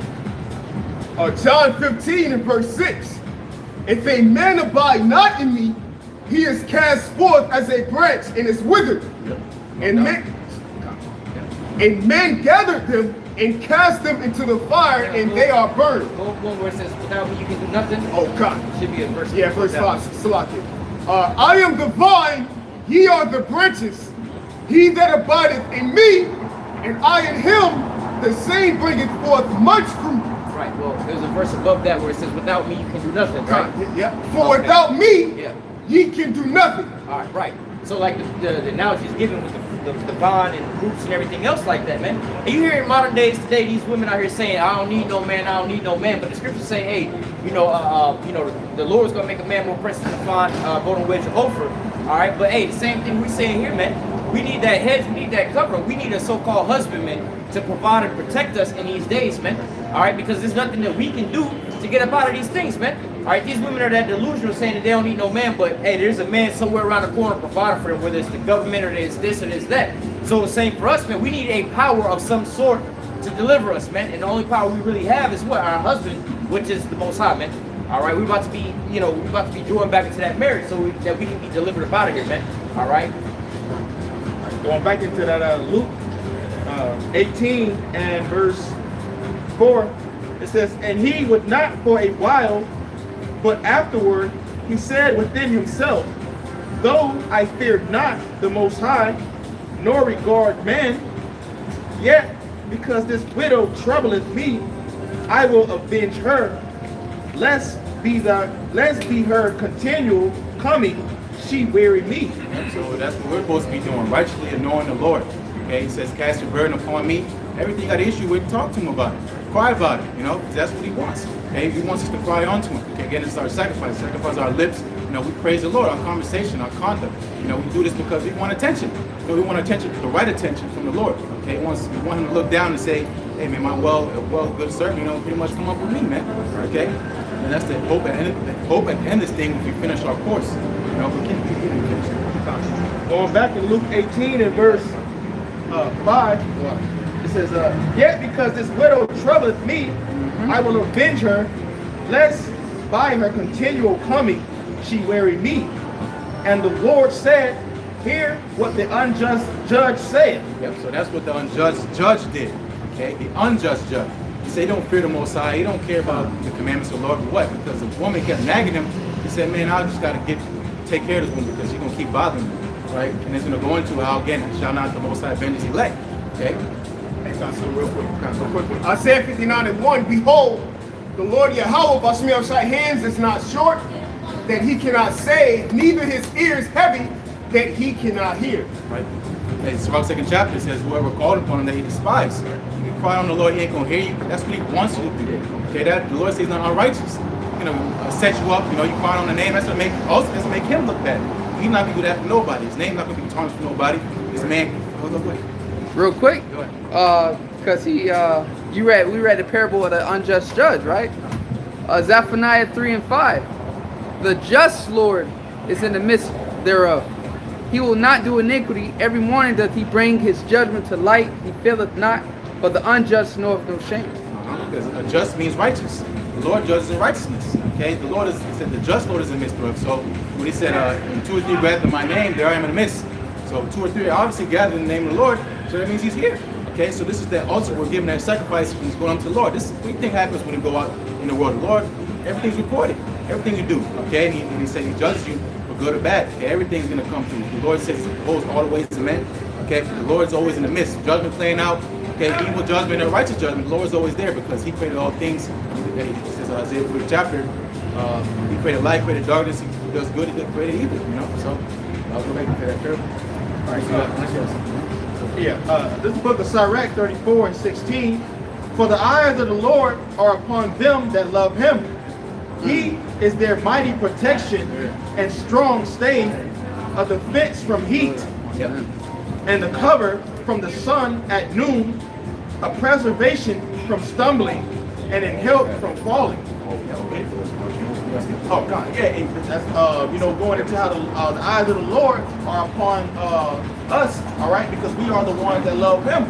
Okay, we are looking for that protection. All right, we're looking for that that defense. Okay, and he's going to do that. All right, by us what, crying and sighing out unto him. All right, he's going to send his son Yahweh Shai. Right. There's a whole setup. There's a whole system of prayer. With the angels, they get a prayer and they go up. You know, it's a beautiful thing. Their service is for us. You know. Hey, to back the brother up. Just back the brother up. Hey, because what they do on the left hand side, they call upon Satan. They have these secret councils, right? They put up these enchantments. You know, many brothers was watching the clip of the Eyes Wide Shut. They do these sacrifices. You know, they do these ceremonies. They conjure up these demons. So what are we supposed to do to combat that on the right hand side? The same thing. That's why we get together. That's why we have atonement. Okay. That's why we participate in the Passover, man. You see? All right. We put up prayers and supplications. Why? Because in the book of Revelations, it says what? Here's the prayers of the saints, man. It's a sweet savior to the Lord. So to back the brother up, these prayers not going up in vain, man. This is how we combat these demons on the left-hand side, man. So everything we do on the right-hand side, okay, crying unto the Lord, this is righteous, man. This is why the days is getting shortened, man. Okay? Because the Heavenly Father is hearing the prayers of the saints, man. All right? I got some real quick. Psalms 34, verse 15. The eyes of Yahweh, Bashim Yahushai, are upon the righteous, and his ears are open unto their cries, man. All right? So the eyes of Yahweh Bashim Yahushai are upon his elect. You see? And his ears are open unto our cries, man. That's why the scriptures we brought out in Isaiah 59, his ears is not heavy that they cannot hear, man. That's why the scriptures say, keep not silence, man. You're supposed to come out here every day, man. in Babylon the Great down and crying unto the Lord to bring swift destruction upon this wicked ass kingdom, man. All right, and to get us out of these chains of darkness, man. You see? Hey, bro, what's this thing? Hey, you gotta want it, man. You gotta want the destruction to come. All right? Yeah, you may look at us like we crazy because we're hastening the day. The scriptures tell us to hasten the day of destruction, because ultimately, salvation and destruction come hand in hand. What you're being saved from? You're being saved from utter desolation. The scriptures talk about it. We read a mad scriptures today about the desolation that's coming upon this earth. So if you're saved from that. We don't know if we're saved. All right, we don't know if we're saved. So what do? We hasten the day. Like, yo, we want that day to come. Even if we're not the elect, and we stand up here confidently. But even if we're not the elect, it still needs to happen. Death and destruction needs to come in order for the righteousness to reign supreme upon the earth. Yeah, Romans first chapter says the whole creation groaning in travail and pain to now. So whether people know it or not, they're all crying for the Lord to return. Okay, and waiting for the manifestation of the sons of God. The whole world needs righteous rulership. All right, and this stuff like this, it's just a token to show this place is through. She said we're protecting Yeah, just to back you up, you're talking about he's over there flipping out. You can flip the camera. Get some action. But this place is going down, Hey, the lights flickering, We're tearing down Jericho, walls of Jericho. In a spiritual sense, in so-called America. Babylon the Great, this whole kingdom, The spirit's getting roused up, They don't know what the hell to do. Because it's the power the Lord taught us about. We're just preaching the word. Right. And we were just literally speaking about that, I was reading earlier in Isaiah 24 about the birth of the land being gone. Everybody out here pretty much pissed off. So, hey, man, we sign and cry for all the abominations that be done in the midst thereof. And like the brother quoted, I think it's Romans 8, where he says that the whole creation growing together, man. Man, everybody out here is, and you really ask them, are you happy with this here shit, man? You losing your jobs and everything else like that. You want that to prolong? So they got everybody all poked up, and then you over here bowing down to Esau, man? Why you over here eating and drinking and over here with this strong drink to drown yourself in your sorrows? Why you over here at the liquor store all the time? Why you over here at the drug dealers all the time to just escape all these things, man? All right, you people, and then why do you want to prolong that? All right, you people want to stay here in this here condition like that where you ain't got a job right now. You trying to go from stimulus check to stimulus check. I can't remember the last time y'all got a stimulus check. And shit's only like $1,200 or something like that. Like most people rent for 1 month. Like nigga, once you done pay rent, you can't even eat. And then it's been months in between that shit. So what are you people out here doing, man? Selling your bodies and shit on the internet. All right, going behind the damn dumpsters and selling yourself for. Hey man, you really want to prolong this here stuff, man? You should be hastening to get up out of here. But hey, these people's eyes are blinded that they can't see, man. These they be converted. They just like, well, fuck it. That's just how it's gonna be. And we gonna be like this until the end, man. Hey, you people don't want salvation, man. You all saying that you saved, but you over here in the corner of your goddamn house trying to figure out how you gonna pay your light bills, feed your kids. Your kids got taken away. You done lost everything. But I'm saved by the blood of Jesus, and you getting destroyed out here, man. Yeah. All right. Yeah, that's why when me and Ariel be joking, talking about these people are nothing but NPCs, non-playable characters. They're just fillers. Like you see in a movie skit, you say character 1, character 2, character 3. These people aren't named in the story. They're just side people. Just to make the setting of the movie that much more surreal.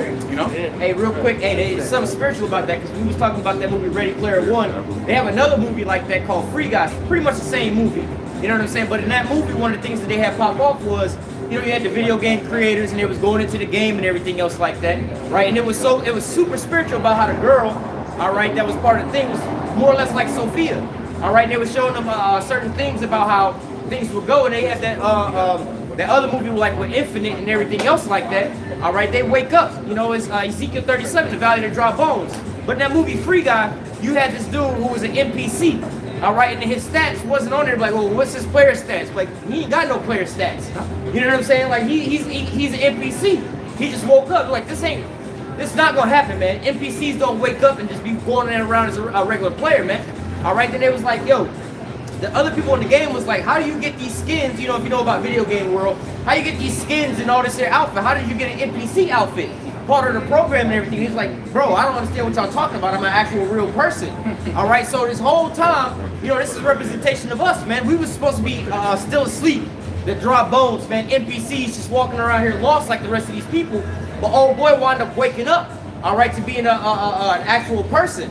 All right, and then the girl again represents, you know, going into the prophecies and things like that. He's like, your emotions, you know, the way you was thinking brought him forth and everything else like that. He got tired of going and doing the same thing every day, and he fought for righteousness, man. He's like, nah, man, today's not gonna end the same, because they kept going. He was part of a mission. You know, you play the same mission, same NPCs. He broke up out of that, like, nah, I'm about to go reach for something higher than this, man. I'm not gonna just be living in the same rat race over and over and over again, man. And that's ultimately what we want to do, man. All right, you know, with so-called NPCs, caring about the ways of this your life, but now we've departed from all these things, man. All right, now we're living for a whole different reason, man. All right, you brothers got it.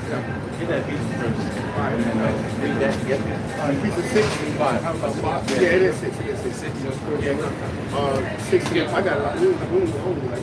Only like up there. Ephesians 6 and what we want to start with? 10. All right, come on. Ephesians chapter 6 and verse 12. Right to the point. Ephesians 6 and verse 12. For we wrestle not against flesh and blood, but against principalities, against powers, against the rulers of darkness of this world. So going into, like the saying goes, there's a war going on outside, okay, and no man's safe from, you know, except for the elect. But going to what we're up against, you know, Jake is still at this low level of what's really going on around him. You have the physical level, and then you have the spiritual level, okay, which is far beyond, again, Jake's comprehension, going into how to spiritually discern. They have no spiritual awareness. The shit they like, the food they eat, the food they listen to, they don't know why, they just know it's good to them. Like the woman, when the serpent gave them the philosophy, it was good to eat, you know, it just tastes good, you know. That's these niggas out here, it just tastes good on them. They don't know why, because there's a spirit on them, okay? You know, so that's what we're trying to break that code, bring the word out, okay? You know, being pretty much breaking the matrix, okay? That system that's played out, this whole world's been given into wickedness. Joel 19:4, the ruler of this world ran in wickedness because the spirit is saying this is his world, you know, and his counterpart physically is Esau, to the white man, you know. So going against what we're up against, Isaiah 47 chapter tells you about, you know, this nigga standing his enchantments. You have a whole setup on left hand side witchcraft, people putting out this high level of demon vibration out, and you people just have no clue, okay? Day and night, singing to whatever they sing to, it don't matter. They're putting that vibration out. That's what the whole world's out of course, you know? And they show you in the games, the movies and shit like that too, man. Me and the brother showed me the God of War clip. All right, with an old witch, you know, she's conjuring up these demons. She's singing that song, but that's what the elites have on the left-hand side all day. They're constantly putting up these enchantments, man. All day, and you people don't even see how you're actually under this spiritual wickedness, man. You're actually under the spell. Yep. You don't see it. Because that's the highest level of witchcraft, you know, it's deception, you know. You're deceived, you know, you have no clue, because when you're deceived, there's no defense, you ain't fighting. What do you say? Satan is transferred into an angel of light. Yeah. Exactly. Yeah. So and that's that broad gate, you know. All these philosophies, you know, the false image of the Messiah, you got Buddha, that's the broad, okay? Claiming to be a righteous way of living, but it's evil, you know? Which he deceived the whole world. It goes to show you that, like you say, that's the highest level. He was able to deceive the whole world with deception, you know? Yep. And if I can say, you know, backing up that witchcraft, because most people think that, oh, witchcraft and enchantments, it ain't real. Y'all want to see it for real, turn on CNN. You got this so-called proclaimed doctor up there that y'all don't even know if this nigga's a doctor or not. You just because they told you that, right, and told you about his information and shit like that, oh, this is real, this is what we got going on and everything else like that. But what is he doing? Enchanting you know? Do this and do that. You want to see it working out? Look at these people riding around in the car by themselves with a goddamn mask on in the middle of nowhere, jogging out in the woods by themselves with a mask on in the middle of nowhere. Why? Because somebody put that deception spell on you, man. Somebody done put that thing out there on you so you can believe a lie, man. Yeah, all right. Hey, real quick, you got in the NBA, they don't wear masks under their chin. But here it is, you got in these little league, these high school, yeah, niggas gotta wear goddamn fucking mask under the chin. In high school? Yeah, bro. Yeah, LeBron James commenting like, because he went to the Sun basketball game, and all the Jays got, these niggas running down the court dunking, nasty ass windmills. With a whole mask under the chin, bro. It's like, bro, what the fuck? Because Esau's initiating you people to his new world order. He's making you participate in the sacrifice. Yes. On the left-hand side, you know? And you guys, no, I was just gonna say, you have. Jake is leading that. Jake is set up to lead you niggas into believing this shit, man. I just want to say that, bro. Yeah, Esau not gonna come out and you're not gonna see Esau saying, oh, no, he gonna use Jake, man. He using Jake in all aspects, man. The music industry, the athletic realm, everywhere, bro. Jake is being the face of pushing this new world order, man. You see?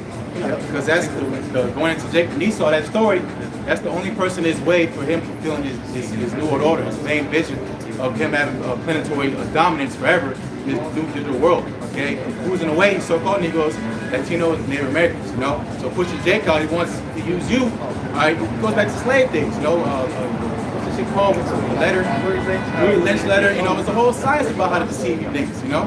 How to break you down and butt break you and take the strongest one of Jake, you know, that's why these celebrities, they're considered the strongest one. They got the most wealth, and the best athletes, you know, the best looking.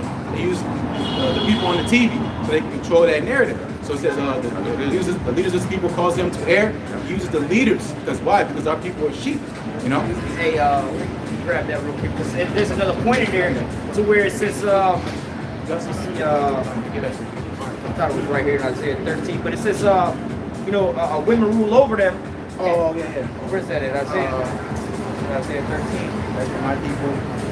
Yeah. So now they're oppressors. Yeah. You know, anybody know what's up? What is it? 3 and 12, I believe it is. Isaiah 3 and 12. Let me find that real quick. Because you just made a point, and I just thought about that. This is Isaiah chapter 3, verse 12. It says, as for my people, children are their oppressors, and women rule over them. O my people, which lead thee, cause thee to err, and destroy the way of the truth.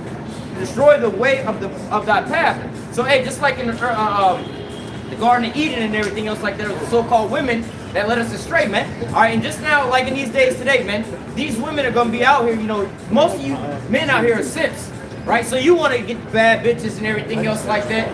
You know, you see these little big booty hoes walking around, and she's like, you can get with me, but you gotta be, you gotta take that thing first. You know, you gotta be able to go get this so you can go bring me some food and everything else like that, man. Men are brought to crumb over these here women, man. All right, and that's what they're using a lot of these things for right now, man. It's there, you know, you got a bad one at the house, and she's like, you can't come in here unless you got that. Or if you lose your job, you gotta go, so you gotta go do these things, man. And the majority of these men out here, you can already see what they're already doing just to get with some of these women. You got a thing called OnlyFans where niggas are spending their whole paychecks to goddamn watch some porn, but they got free porn already, man. I'm like, you see how these men are simping for these women, man. Oh no, we want to see this, we want to see that. Let me go and get this, let me go get that, man. You're not gonna meet these damn women. Right. You see these people that's on these social media sites simping for these women. Oh, you find this, and that. But at the end of the day, all right, they're bending over backwards for these women. So how much more when it's coming to that ultimatum? Like, look, you got to be juiced up to get with me and everything else like that, man. All right. Yep, that's why Esau attacked the woman first to fuck up the household. You know, Esau took what and went to the woman to destroy the man. Okay, and he's doing it all over again. You know, so women have a high influence in the world because it's bad. All over them. It said children are their oppressors. One is Esau. His significant one being Esau. You know, Yep. I got one quick.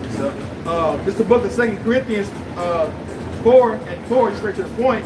It says, in whom the God of this world have blinded the minds of them which believe not, lest the light of the glorious gospel of Hamashiach, who is the image of the Most High, should shine unto them.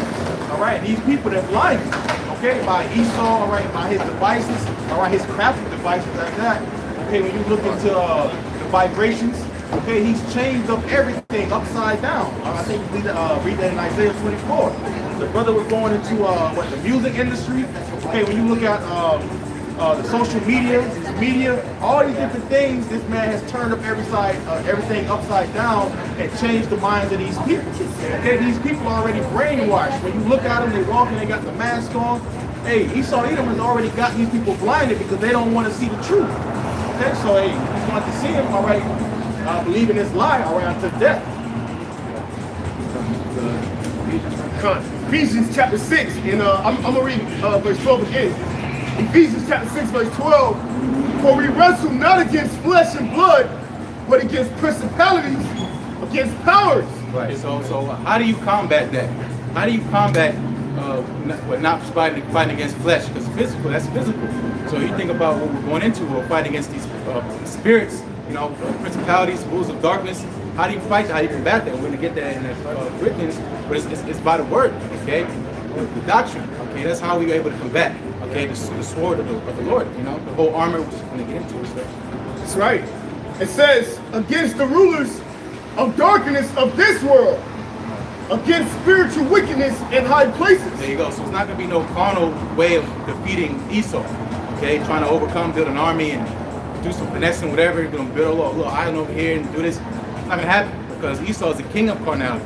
Okay, he has the blessing, he has the sword, he has these things that Jacob's miles behind him. You know, trying to dig yourself into, try to get into some of these things. Esau's all over. You got to go to who? Esau. Get these chips. Get these. All this stuff comes from him.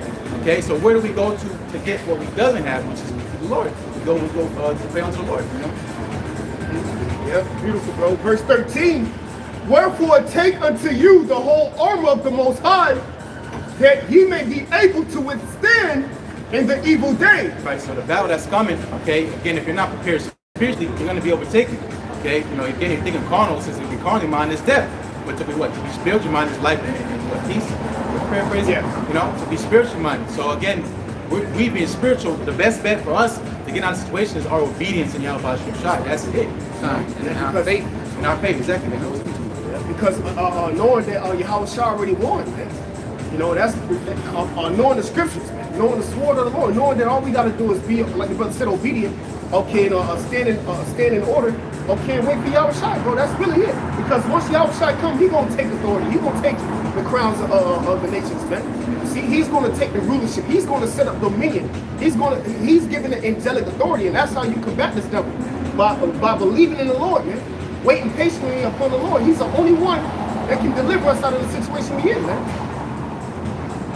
It says, and having done all to stand therefore, having your loins girded about with truth, and having on the breastplate of righteousness, and your feet shod with the preparation of the gospel of peace, above all, taking the shield of faith. There you go. Above all, the shield of faith. Okay, that's our greatest defense. Bad news, faith. You know, whatever, fucked up situation, faith. You know, back hurt, sick, faith. You know, that's our defense. And our defense again is that strong tower being out by some shots. That we are saved by hope. That's it, bro. That's all we got, bro. We can't give you nothing physical. We don't know. Exactly. But we hope. Exactly. And hope is what? Expectation. Exactly. You know? Hey, the scriptures say our forefathers died in faith, man. Not receiving the promises, man. You see, so we that generation that's gonna receive the promise, man. You see what I'm saying? Our forefathers died in the faith. We are All our right. forefathers. Yeah, coming back. That's right, man. So hey, we're gonna receive of that promise, bro, which is what? To see the downfall and destruction of our enemies, man. Because it is going to get carnal, but that's not the time now. Okay? The Lord said, if this is my kingdom, my servants will fight. So the Lord's coming to take the kingdom. So that's when we'll physically fight and be changed and all that stuff. Spiritual power, stuff like that. But again, the time now is what? We're just waiting on the Lord. That's it. That's all we got for you. That's right. Wherewith ye all shall be able to quench all the fiery darts of the wicked. Yep, fiery darts. This nigga's constantly shooting at the perfect. Finding some ways, ducking around. You know, this is a roaring lion seeking whom he may devour. Okay, the shit you like, he knows in the flesh. You like certain things. He gonna throw shit at you, and you gotta fight. You know, that's the whole condition. Okay, really, again, going into fighting yourself. You know, but again, going to that shield of faith, knowing if we overcome these things, hey, the Lord got us, man. He said the word, he's gonna be that strong tower and defense against the destruction that's coming.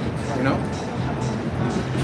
Verse 17, and take the helmet of salvation and the sword of the Spirit, which is the word of the Most High, praying always with all prayer and supplication in the Spirit, and watching thereunto with all perseverance and supplication for all saints. Yep, get the piece and read up a verse, but you know, going to again, how we're overcoming this, that's spiritual power. When you pray, that's spiritual power. You know, if you haven't prayed and seen the things the Lord does when you pray, then you're not praying enough. Okay, you don't believe.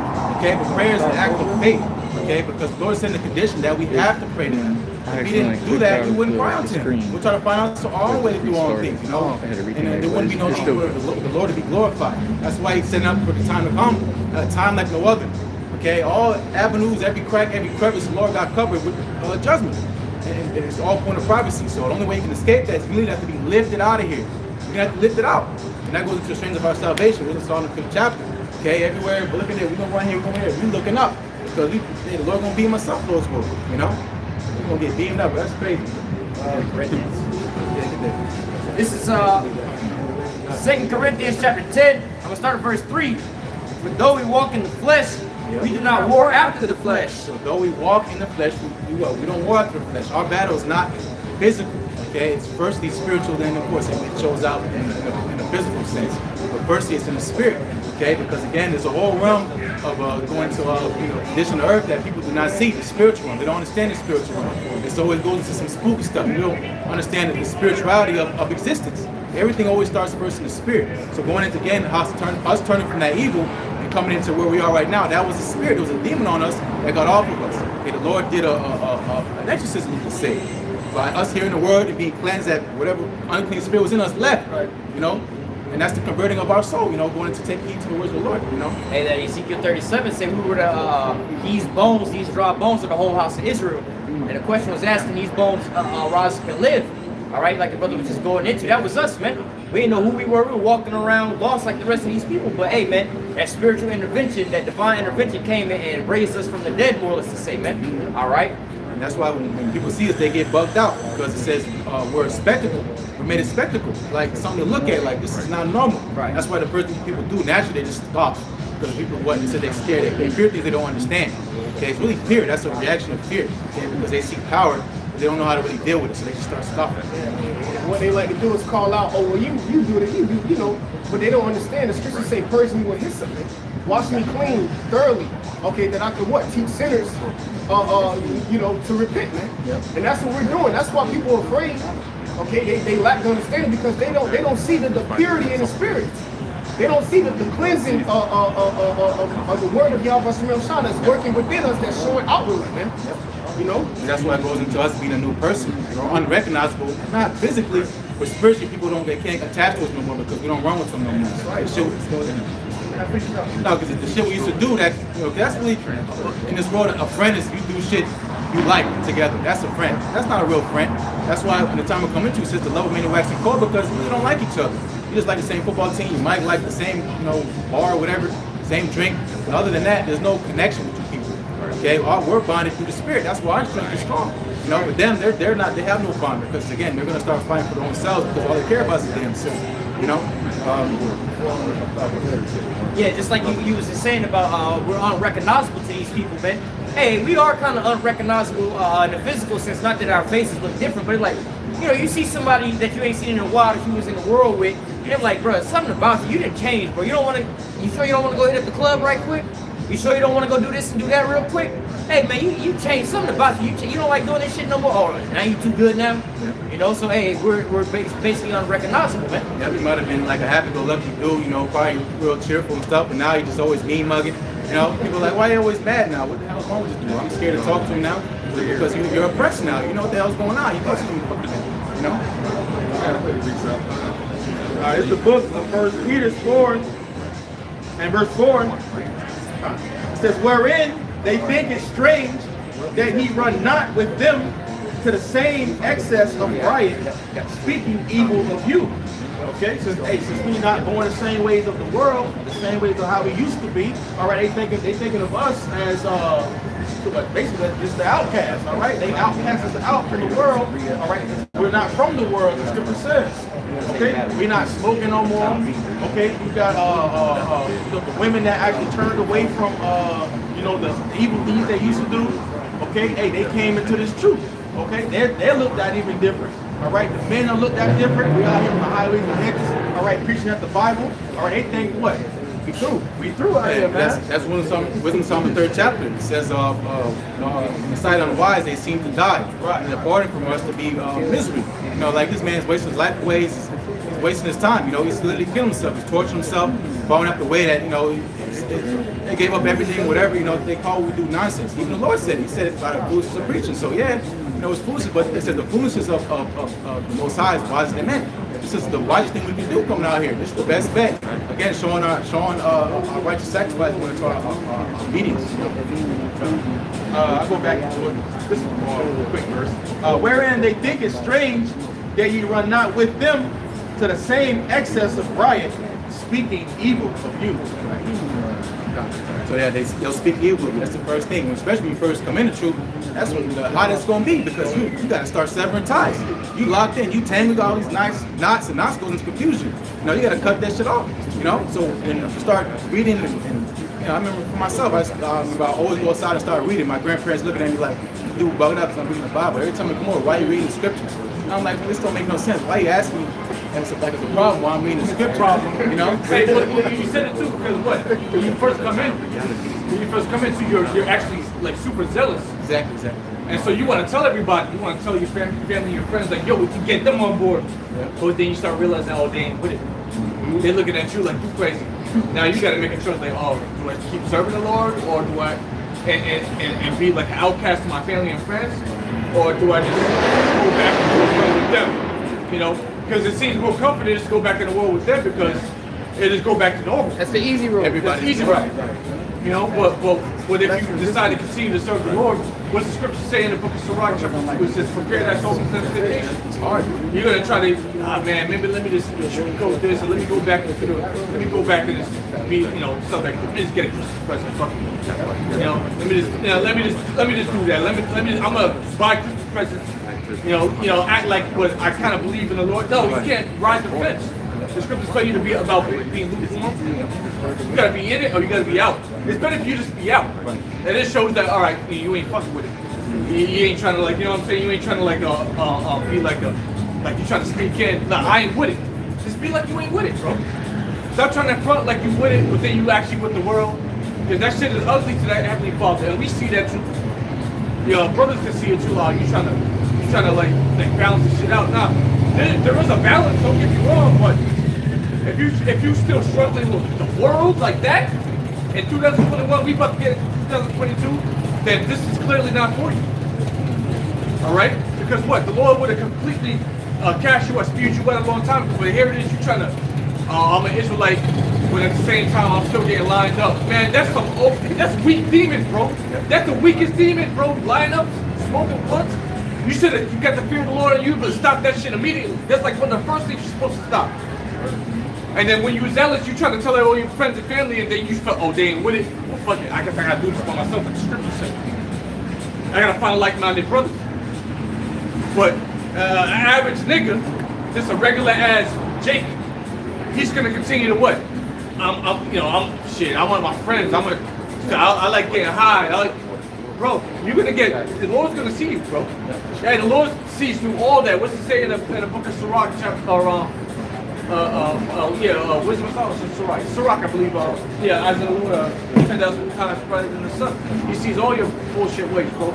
You might be doing it behind closed doors, but the Heavenly Father sees all that, because the angels are down here in another dimension. You can't see them because you're in the third dimension. It's going to show too by your character too. You know, your conversation, how you conduct yourself. Ultimately, it's going to come out in the council around brothers. You know what I mean? You know, the Spirit of the Lord is going to be able to the disciple, bro, the Spirit, and you're going to get called out. And that's the Lord ultimately corrected you. Yeah, that's why Yahushua specifically said, remember Lot's wife. You looking back, these old demons start pulling you back. You resurrecting that old man. Okay, trying to get jiggy back in the world. You out of touch like hell. You know what the fuck's going on in the world anymore. Shit that's cool, the new dances, you know. Shit, I don't know. The fashion. Going on, the fads, new J's coming out. I don't fucking know. You know, we out of touch like hell. So that means you gotta go that much harder to catch up with that damn worldly spirit you had. That's why it goes into, when you taste of the good things of the Lord and you go back, there's gonna be 7 demons stronger than the first. It's gonna be in the worst state. You're gonna get blonde hair. You're gonna start bugging out. You heard type of examples. People like liking their own kind of gender. You know, even if you see on the damn video. You know, but what's happening is gonna be worse than what you went before you came. You know, literally the Lord will spew you out. When you spewed out, you're just happy with it. You know.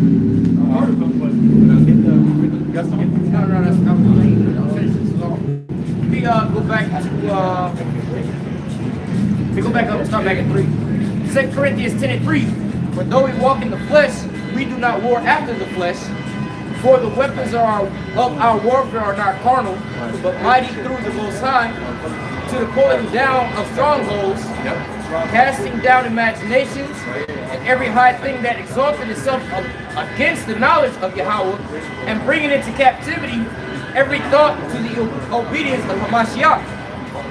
It says, hey, Yeah, because that's a lot. It's a mouthful. But going into again how we're bringing this place down is by what we're doing here. It might not look like it, but this is how the Lord is going to be glorified. You know, it says we use the weak things to confound the mighty, confound the mighty. You know, this is looked at as weak.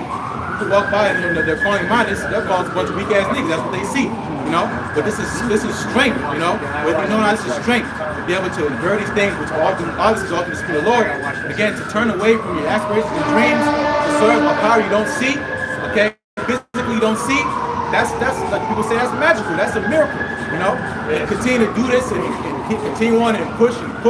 Okay, and not knowing exactly when this thing's gonna wrap up. That's power, okay? And you people get ready to see, man, how much power there really is, because the Lord's gonna endow his man with power for waiting and listening on to him. He's not gonna give no nigga power, breaking shit down, flying in like a Hancock nigga drunk, fucking up the whole plans, you know? It's not gonna happen like that. The Lord gonna give man power that's the weakest brother you see, physically, you know? But spiritually, he's full of hope. And he's full of what? The fear of the Lord, okay? And that's what keeps you going, the fear. You might be tired, you might be like doing a video, fuck, I don't wanna get up, you know? But you're gonna be like, man, the Lord gonna kill me. That's power, bro. The word, you go into that word effort, right? Laborious attempt, strenuous exertion, from French effort, Old French force, strength, power. All right, force out, exert oneself to show strength. Strong. So you putting effort into this truth, man. Go to show you who got the real power. Because what you're doing, you putting effort to be righteous. Exactly. It's so easy to be a wicked, man. Like your brother saying, going back into the world, like that's easy. You know you don't gotta trim your ways. You can just be all you can be. You don't need no discipline, no self-control. Exactly. That's effortless. Exactly. You know what I'm saying? Just be a demon. Just go after all your lust and the things your flesh want. But to be righteous, that takes effort, man. Because you gotta change things. Exactly. So those are the righteous men. To be righteous, that shows you that you got power, man. All right, to be in His truth. To be in His truth, it takes power, and that's the Spirit of the Lord that's on us. You know. Exactly. Yeah, the hardest walks means the greatest reward. You know, a hard difficulty, you get rewarded by doing a hard difficulty because you get better rewards. You get a high XP bonus or whatever. You get better loot. You know, speaking of video games, you know. But hey, man, we're down here. We're fighting, enduring. Okay, again, going into making our call to election sure, giving that diligence. Okay, that's showing the Lord who is really what real warriors are. You know, it says, "Who shall stand up for me against the workers of iniquity?" You niggas joining hand in hand, that's not strength, that's weakness. Okay, people in this world, men in this world, have no character, have no backbone. You don't stand for nothing. Anything the devil says, they lay down or whatever. Bend over for Esau. You know, because they're tired of fighting. They're worn down. That's why people sell out so quick. They're tired of fighting, but they don't understand that they're here because they went off. You sin. You're not innocent. You fit away because you think you're innocent. You get the shit you go through because you deserve it, right? The Lord said He's not a righteous to work away with love, but He says He's not going to put you like you can't bear. So what the Lord put you through, again, us having the knowledge of truth, it means you can get through it. And if you think you can't, it means you're calling the Lord a liar. You know, you really don't believe this thing. You know. But I got it. Go ahead. You have something? This is the book of 2 Timothy 2, verse 3.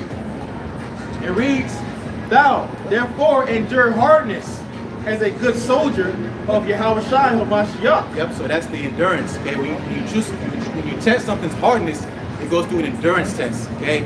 Plastics, metals. Okay. Different materials that go through an endurance test. Okay. And it goes into the hardness. Okay. Look at certain stones. It has a hardness of 7, hardness of 3, or whatever the chart goes. Okay. But us going to those live stones. Okay, the Lord's putting us through this because He's trying to make us precious, okay? And going through these precious things, stones, it's a very violent process, especially going to gold and silver. Gold and silver gets beat up, okay? It gets thrown and fired, and it gets cooled really quick. That's rough. That's not easy. That's a hard process, okay? And that's what the Lord's lacking onto our walk, okay? Constantly pulling us through the fire, heating us up. We might cool down a little bit, might be cool a little bit, cool out, you know? But then guess what? He's gonna start beating on you. Then he's gonna throw you in the fire again. You're gonna rinse and repeat the longer you're in this thing. You know? But again, that's going to, the Lord making up loose wells, okay? Apostles and the elders on down, they've been getting beat on and put through the ringer, so to say. Okay? Imagine how precious they are on the side of the Lord. They've been through this thing plenty of years. So how much more beautiful are they than a man that just came into this truth, you know? Because again, it's all order of things, you know? And the reason why they're still here, because the Lord's really working on them. Okay, remember that shit. The woman is speaking, talking about the hardest shit you go through means the Lord's looking at you. He's watching you. When he's on the scope, he's giving that attention. That's the attention we got to get. We're gonna get beat up. You know. Again, we're in trouble. You know.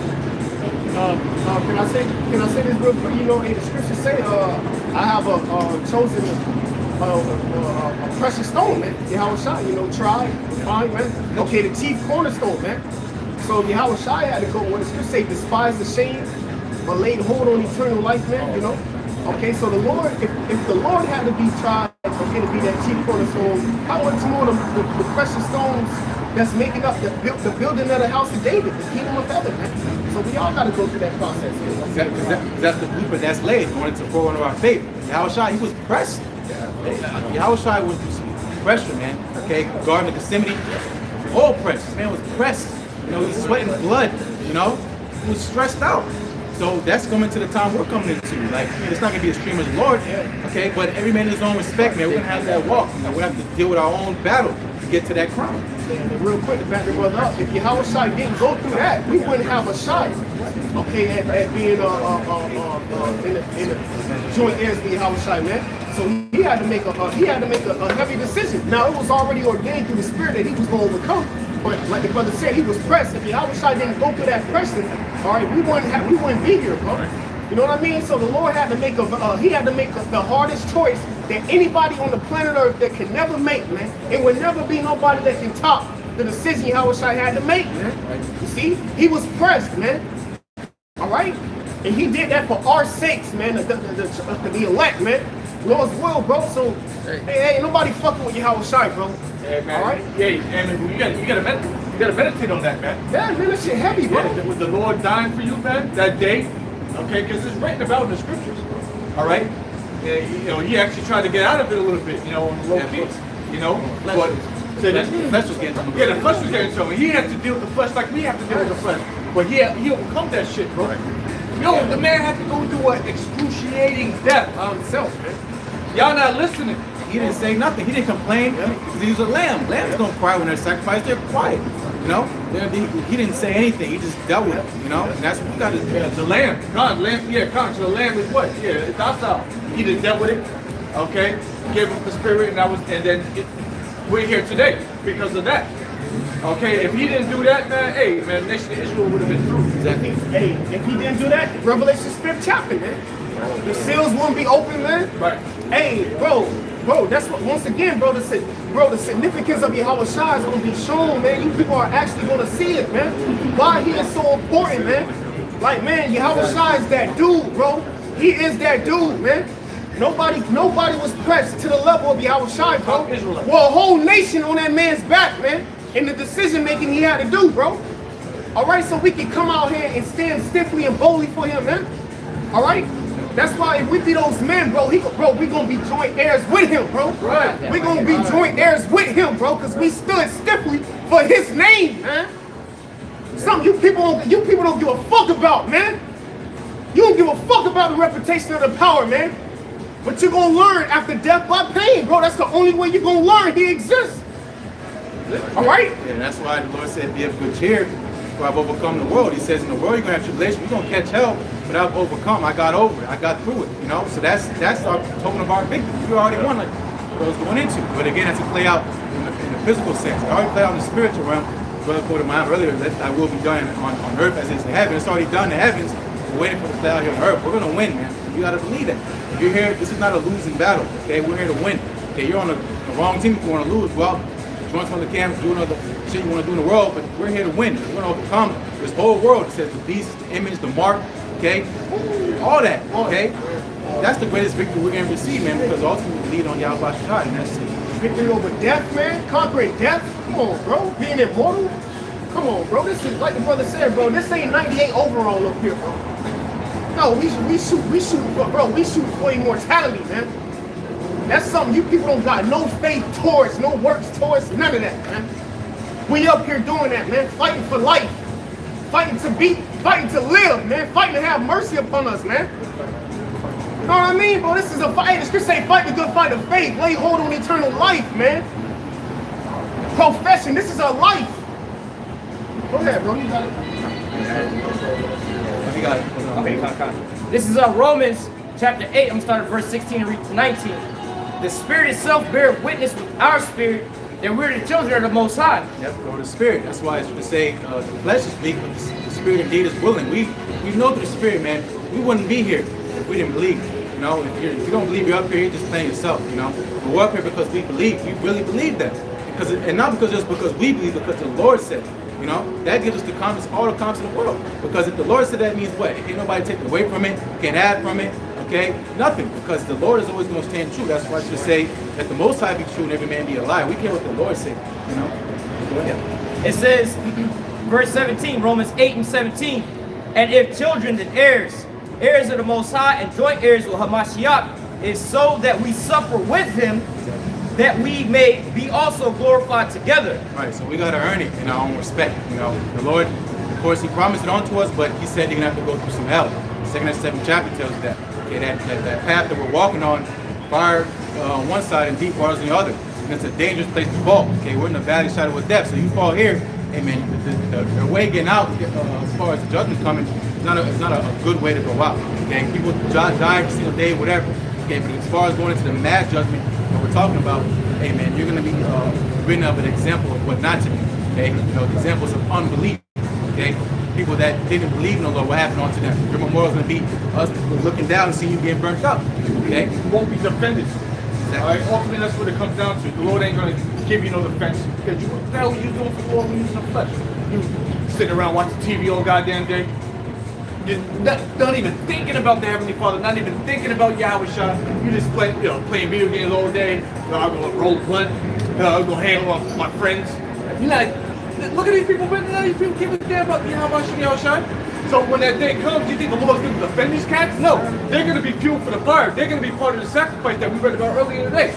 In the book of Isaiah, the 34th chapter, man. You're part of that sacrifice. Yeah, but like the saying goes, it's a worldly cliche, but it's count your blessings. Us being here, like you really see these people, like they're literally clueless. You know, absolutely clueless. They might show little sparks here and there. You know, he might have a chance. He might got something going on in their brain, his brain. But for the most part, people out here are literally dead. Okay, because they walk down the way of understanding. Okay, but us, we have the bigger picture, the bigger scope. Okay, we don't know every single exact detail, but that's why we have faith. Okay, to fill that in. You know, the doubts and I don't know, and ifs and maybes, confidence, being with faith, you know? Hey, the scripture say, I have not seen, bro. Don't hear heard. So we don't even He's holding it, ain't for us to even think about the blessing that the Lord got for us. All we need to focus on is finishing the course, man. Finishing this path, man. You know, then we're gonna receive everything, man. You know? Continuing on, Romans 8 and 18, it says, for I reckon that the suffering of this present time are not worthy to be compared with the glory which shall be revealed in us. Right. For that, Because you just say, hardly do we get to right on things on earth. So when we compare the stuff that's coming, we compare it like earthly things, like big booty bitch, you know, cool chariot, car, whatever, you know, nice land, which are us all gonna come. But again, going to really having power, you know, being perfect. Like, can't nobody say they was perfect with these new Bible besides Yahweh Shah. Okay, we're perfect in the spirit, but again, as far as that celestial body coming down, us be able to enjoy the physical things and still be 100% on point. No one ever felt that before. Okay, being able to fly, just whatever, man, just be at peace and at one with everything. You know, the currents of wind, such and such, you know, everything, man, just being locked in. Okay, being at one with our earth, which the Lord made for us. You know, so again, going to things that are promised unto us can't be compared to, you know, the stuff we have to go through. You know, not even in comparison, not even lightly. Okay, you know, there's so much in store for us that we can't wrap our mind around because we're so low level right now. You know, the Lord, it shows us, man, also because we have hope. That's it. We see it because we believe. That's it. And that's why King David said, I've spoken, I believed, therefore I spoke, paraphrasing, and I was really afflicted. Okay, you didn't catch up because of the truth, because you have something to lose. Right? If we had nothing to lose, it would be easy. You know, it's hard because it's something worth it. You know? Romans 8 and 19, it says, for the earnest expectation of the creature waited for the manifestations of the sons of God. So everybody's waiting. Okay, whether you know it or not, this world needs to be resetted, okay, and resetted righteously. You know, it don't matter. You know, again, from the lowest level creatures, they know this place is fucked up. They breathing, this shit fucked up out here. You know, birds flying, landing on shit like this is fucked up. And the people out here, you don't want to admit it because really, because the girls went to out earlier, people just have pride. Okay, we had a lasso, just put you on, one woman put the lasso of truth on you. I was just like, man, I'm straight, you know what I'm saying? With that lasso, this shit fucked up, bro. You know, I'm fucking hurt out here. Because that's how it really is, okay? And it's gonna get worse when it's time to take a trouble. Again, Esau, he wants to press you because he wants you to worship him. The Lord's pressing us because he wants us to believe on Yahweh Shai. That's it, okay? You know, so all things work together them that love the Most High. So this evil condition that's coming is to be for our benefit, okay? It's for us. Because again, without that happening, we couldn't get into our rest. Okay, it's nothing to be saved and delivered from, you know? Yeah, that's it. Two quick things and then I bring it out. It's self-explanatory. All right, it's the book of James, chapter 5, verse 7. It says, "Be patient, therefore, brethren, unto the coming of the Lord. Behold, the husbandman waiteth for the precious fruit of the earth." And to pluck them. You know, going to the elect, you know, being beamed up and delivered, the Lord's gonna pluck them, okay? Choose them, okay? Choice fine. Like, ain't no settling for second, third best. The Lord wants the best of the best. He's the King of Kings. So he wants the best men. Okay, first and foremost, he wants the best men, and those best men, when it goes on that loop, they have the faith. Okay, the Lord's like, man, pretty much saying, where's my woman? You know, I fucked these people up over here, I did what I gotta do, and what? He wants to deliver, make sure his woman's safe, going into the elect of Israel. You know? Reading on a little bit more. It says, "And have long patience for it, until he receive the early and latter rain. Be ye also patient, establish your hearts, for the coming of the Lord draweth nigh." Right, so like we also say, you know, be not shaken in mind for the things that get ready to come to pass, you know, or paraphrase, you know, like, hey, there's a flesh, you know, again, we quoted earlier how the flesh is weak, you're gonna get a little shooken up. Certain noises, the adrenaline start going, you be like, damn, I'm a weak ass nigga, but no, it's just the flesh, you know. So the Lord said, be not afraid of desolation when it cometh. Be not afraid of destruction and desolation of the wicked when it cometh. We're paraphrasing, yeah, loosely quoting it, but this destruction is for them. Okay, you know, destruction will come, you know, stuff happens, we're gonna be shaken up, and really we're trying to make sure is this for us. You know, we're gonna be like, yeah, am I in trouble? Am I in trouble? You know, if someone raises their voice, you're like, hey, class, you know, whatever, sit down, shut up, even though you know you're doing the right thing, but again, we're children, we wanna make sure we're okay. The Lord gonna comfort us and say, yo, y'all all right, y'all cool. You know, and that's when pretty much lock us in and be like, man, we're good, man, the Lord really came through on us. It's the book of Luke 18 and verse 8. "I tell you that he will," wait till I, verse 8. "I tell you that he will avenge them speedily." Luke 18 and 8.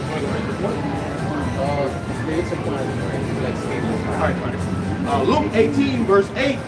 "I tell you that he will avenge them speedily." Read up about children election. Is that there? Oh, verse 7. It's the book of Luke 18 verse 7. It says, "And shall not the Most High avenge his own elect?" Right, his own elect. The Lord, again, look what he did for the nation. Okay, he put himself on the line because why? Because he thought about us. There's no greater love that a man had to lay down his life for his friends. The Lord thought about us when he was up here.